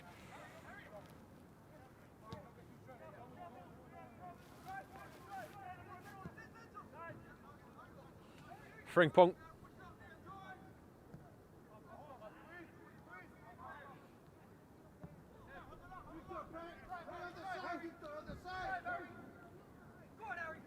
Hawkins.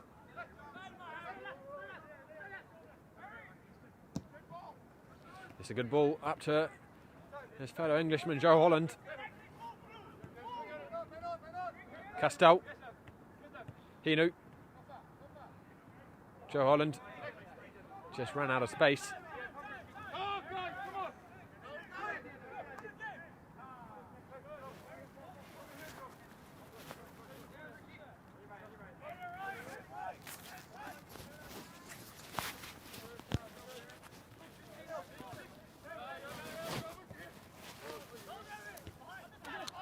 Partey, the give and go. Hawkins galloping across quickly to put it out for a throw in.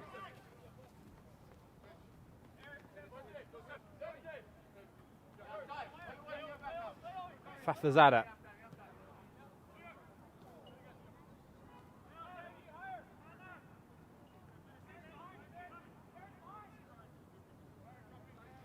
George Youssef. Martin. Argudo.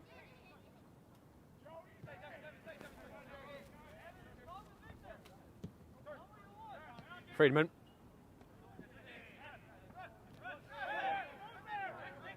Somehow able to keep a hold of that ball. Youssef. Klebdan Kwaz, Burden, Frimpong. Continues to just be that final pass for both teams, really, that's lacking.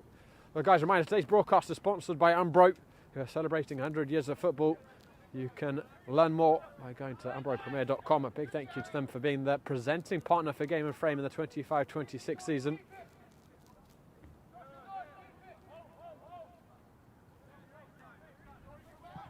Bailon. Tristino.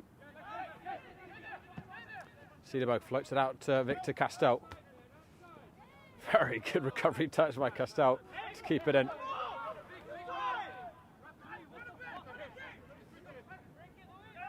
Lots of space for Frimpong on the right side. Frimpong onto his left foot. It was moving. But yet another attempt that's gone wide tonight.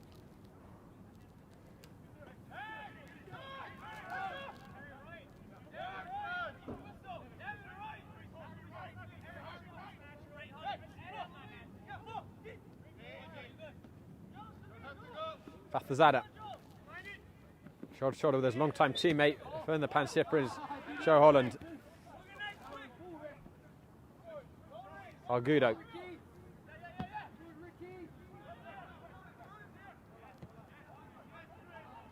George Youssef. Danquat. Argudo. Martin.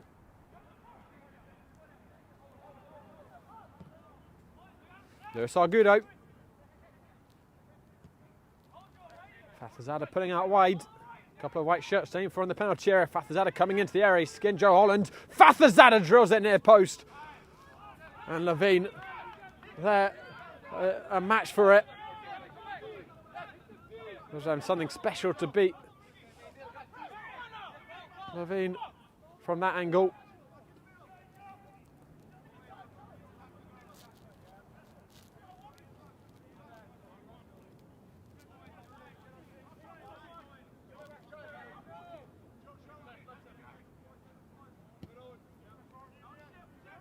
Jordan Bailon. Frimpong. Cederberg.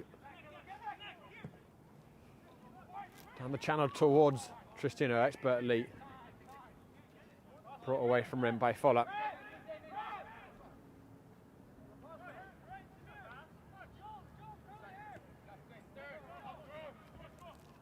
Owen Martin.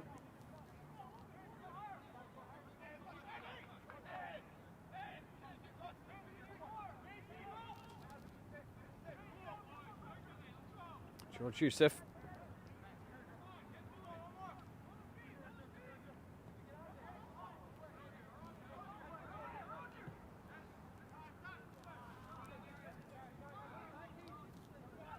Both sides looking with 15 or so minutes remaining, a little bit less of normal time.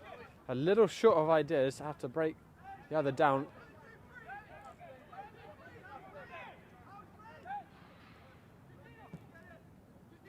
There has to be a winner tonight. There has to be a dance partner for Lansdowne in the Manning Cup final. But still, anyone's guess who that will be. More changes, or at least one imminent for the Pancyprians. Frimpong dispossessed by Danquat.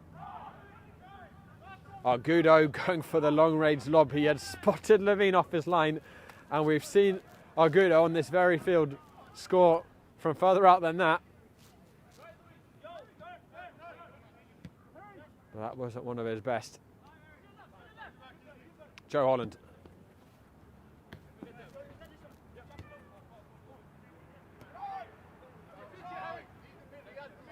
Hawkins. That's just off pass by Josh Levine. And another change will come now for the Pancyprians. Cederberg is going to be replaced.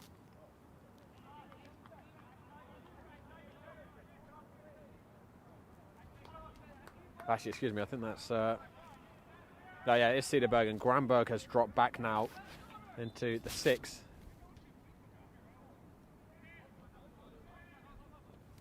Looks like George Gonzalez, who's come on. Tristino. Lovely touches by him. Gonzalez with his first touch here. Joe Holland. Got a bit of space here. Gonzalez, or Bermudez even, excuse me, shaved that far post.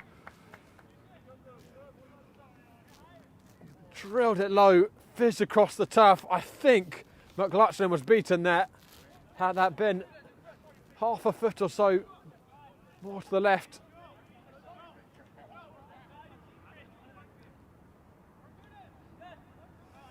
So in this shift of positions that's come with this lace change, it looks like Joe Holland has now dropped a bit deeper into the midfield. He's now in the number 8, and Bermudez is in the number 10, and Gonzalez is on the right wing.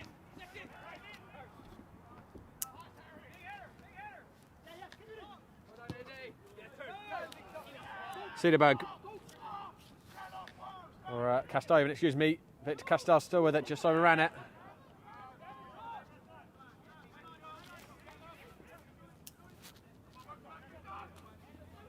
Fatazada. Partey.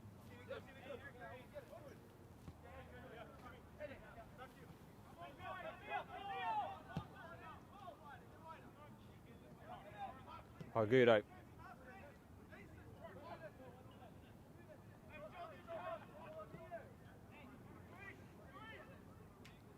Piers, Karen Russell is stripped down, ready to come on for Leros. Legend of the New York soccer scene. Friedman being invited forwards. No option really, gambling. But it comes to Samir Fatazada. Fatazada takes the deflection. Didn't quite fall to Chetty. Levine rolls out to Frimpong. I don't think any of the players want this to go to extra time. However cold we are, imagine how it feels when you're in shorts and socks.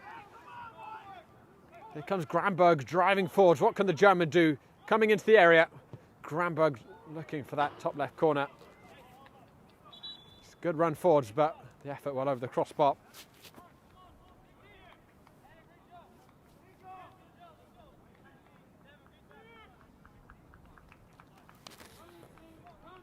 Fatazada has run his race and is returned to St. John's.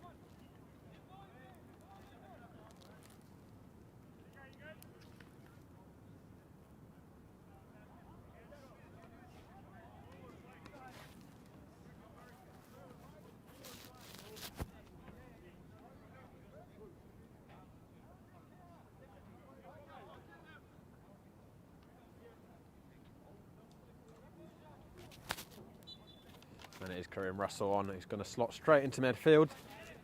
Long-time player of the Greek Americans. Veteran of the EPSL and now, of course, the APSL. Very useful experience head to have in this newly promoted Leros' side.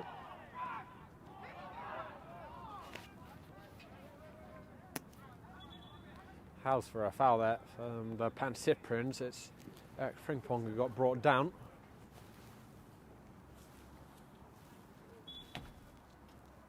And the trainer being waved on.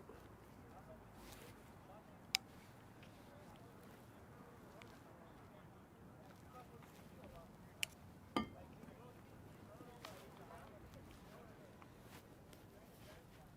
whilst we have this pause, let me remind you that next weekend we're going to have more action. Final weekend before the winter break. And we're going to have 2 APSL Metro games, both at 4 p.m, both involving Pancyprians and Leros. Pancyprians will host Hoboken. It's second against third. Must-win games for both sides. They want to stay in any sort of fighting chance of catching the Greeks at the top. And Leros will visit CPR, who they actually beat in the quarterfinals of the Manning Cup very comfortably, 5-0. Good opportunity for them to keep pressure on the top 4 spots. The high-flying, newly promoted side.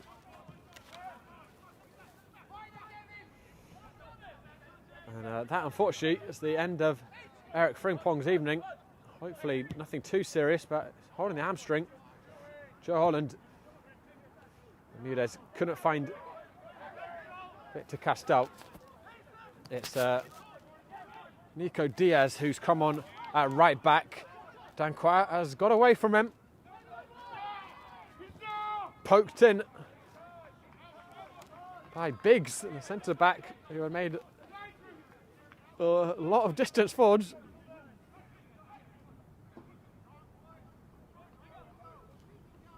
And another corner kick for Leros.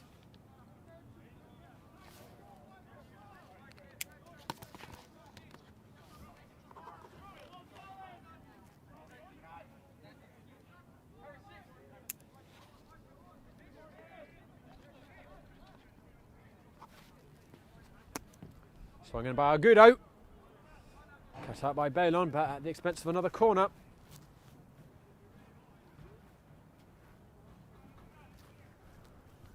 With a little over 5 minutes of normal time remaining, if either side can find a goal before the whistle, likely to be the winner. If not, it's the 30 minutes of extra time that will potentially decide it. With penalties, the guaranteed final voice, if that fails to find a winner. Agudo again. Dangerous ball, but well met by Hawkins, who's been very competent in defence. Fired in towards the right back for Leros Partey. Comes to Karim Russell. Low drill. Levine saw it very late and very nearly didn't get that. Still with Leros. Partey, or Danquois even. Forced back initially, but Danquois will come forwards once more. Partey couldn't return it to him, and cleared out by Tristino. Russell using every inch of his experience to nudge that ball back into the possession of Leros.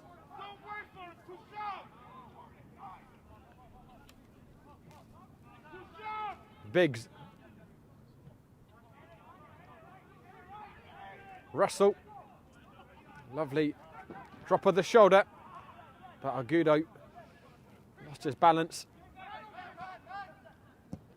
Tristino in the left back position, knocking up into position he'd normally be at centre forwards.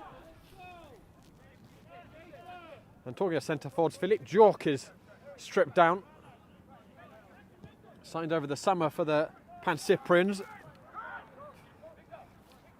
Had a spell playing professionally in Eastern Europe, but has struggled to make a strong impact since signing. He's shown lots of flashes of quality, but the finishing touch has been lacking at times. Just 2 goals for him in the league and then 1 in the Manning Cup.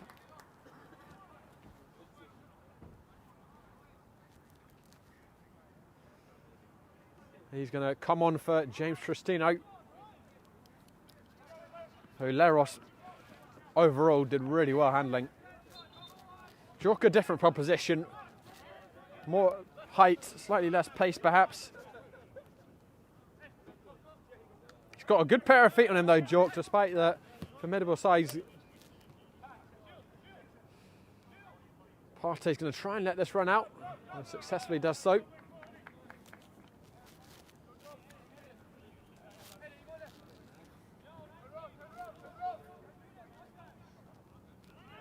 Karim Russell. Antonio Biggs.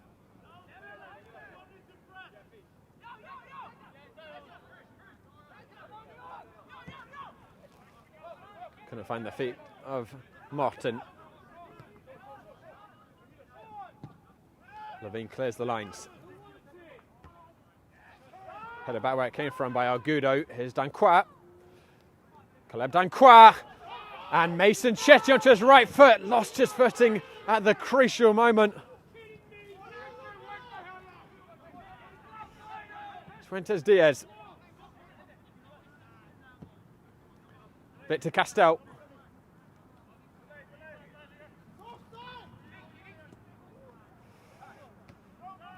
Tried to force his way through. Argudo.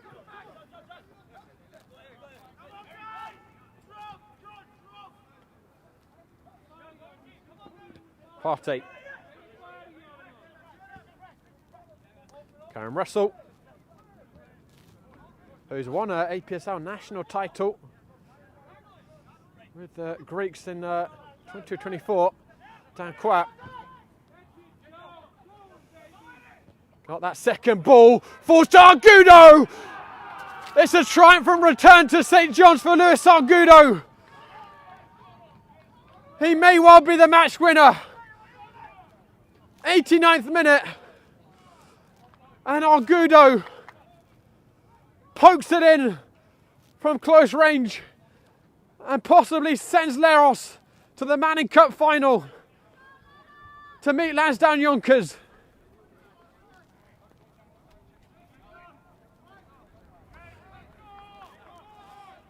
Element of fortune in the goal. Danquois got that 50-50 loose ball back, poked it into Argudo, but once the midfielder found himself in the box, he showed icy nerves, fitting of the weather, and just slotted it underneath Levine. And if the Pancyprians are to rescue this semi-final, they're going to have to move very quickly indeed. We're ticking into stoppage time, and much like last night's Manning Cup semi-final, looks again as if a last gasp goal will be decisive.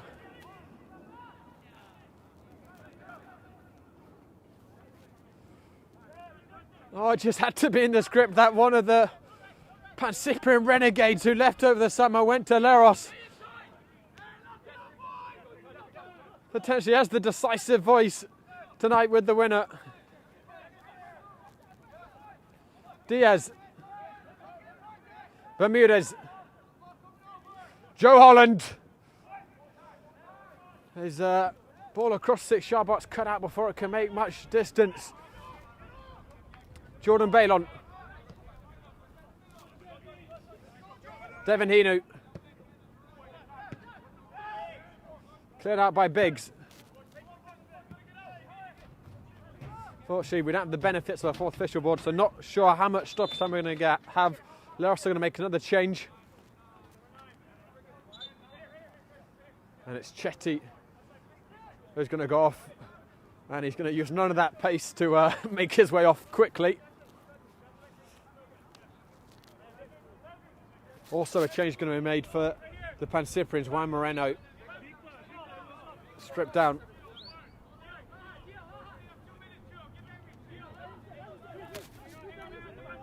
Giovanni Morales has come on and Victor Castell is off. Also for the Pancyprians, Juan Moreno on in his stead.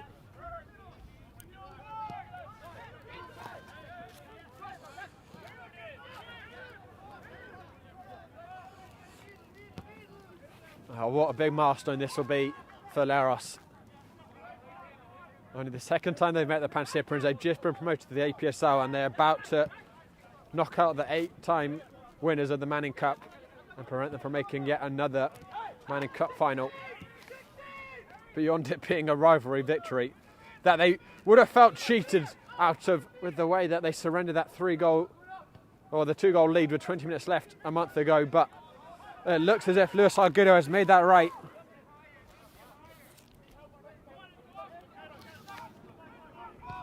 Devin Hinu. Joe Holland. Hinu can't find him again. Partey does well to clear it. Josh Levine.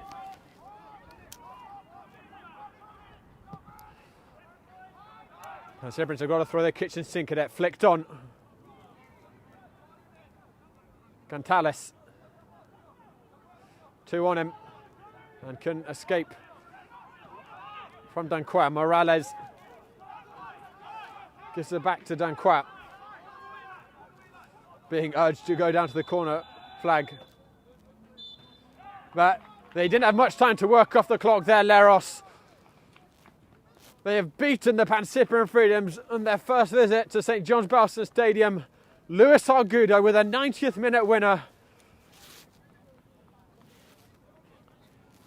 to get them a historic victory, and in their first appearance in the Manning Cup they will go to the final where they will take on Lansdowne Yonkers.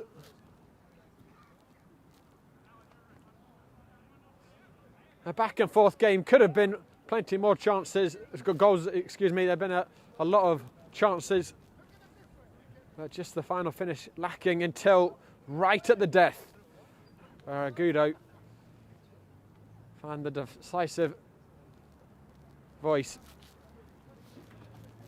Both of these teams will have one more game before the winter break, marks the midway point in the APSL season. Pancyprian's hosting Hoboken back here at St John's at 4 p.m. Must-win game for both teams as they try and keep pace or close ground on the Greeks, who lead by a considerable margin. And Leros will make the trip against Central Park Rangers, who on paper they'd expect to beat. But we'll see. Both of those will be exclusively on Game and Frame. Big thank you to the Pancyprians for bringing us down here tonight, and once again I want to dedicate this broadcast to Paul Contonis. Thank you so much, Paul, for everything you did for New York Soccer, for the Pancyprians, for the Cosmopolitan Junior Soccer League, for Game and Frame, among all the individuals you helped mentor and coach and inspire. You're going to be greatly missed, and we're going to forever feel your presence down here at the field. Well, guys, this is Josh Pratt and Josh Ojokwu signing off from St John's Belsen Stadium. Enjoy the rest of your Sunday nights.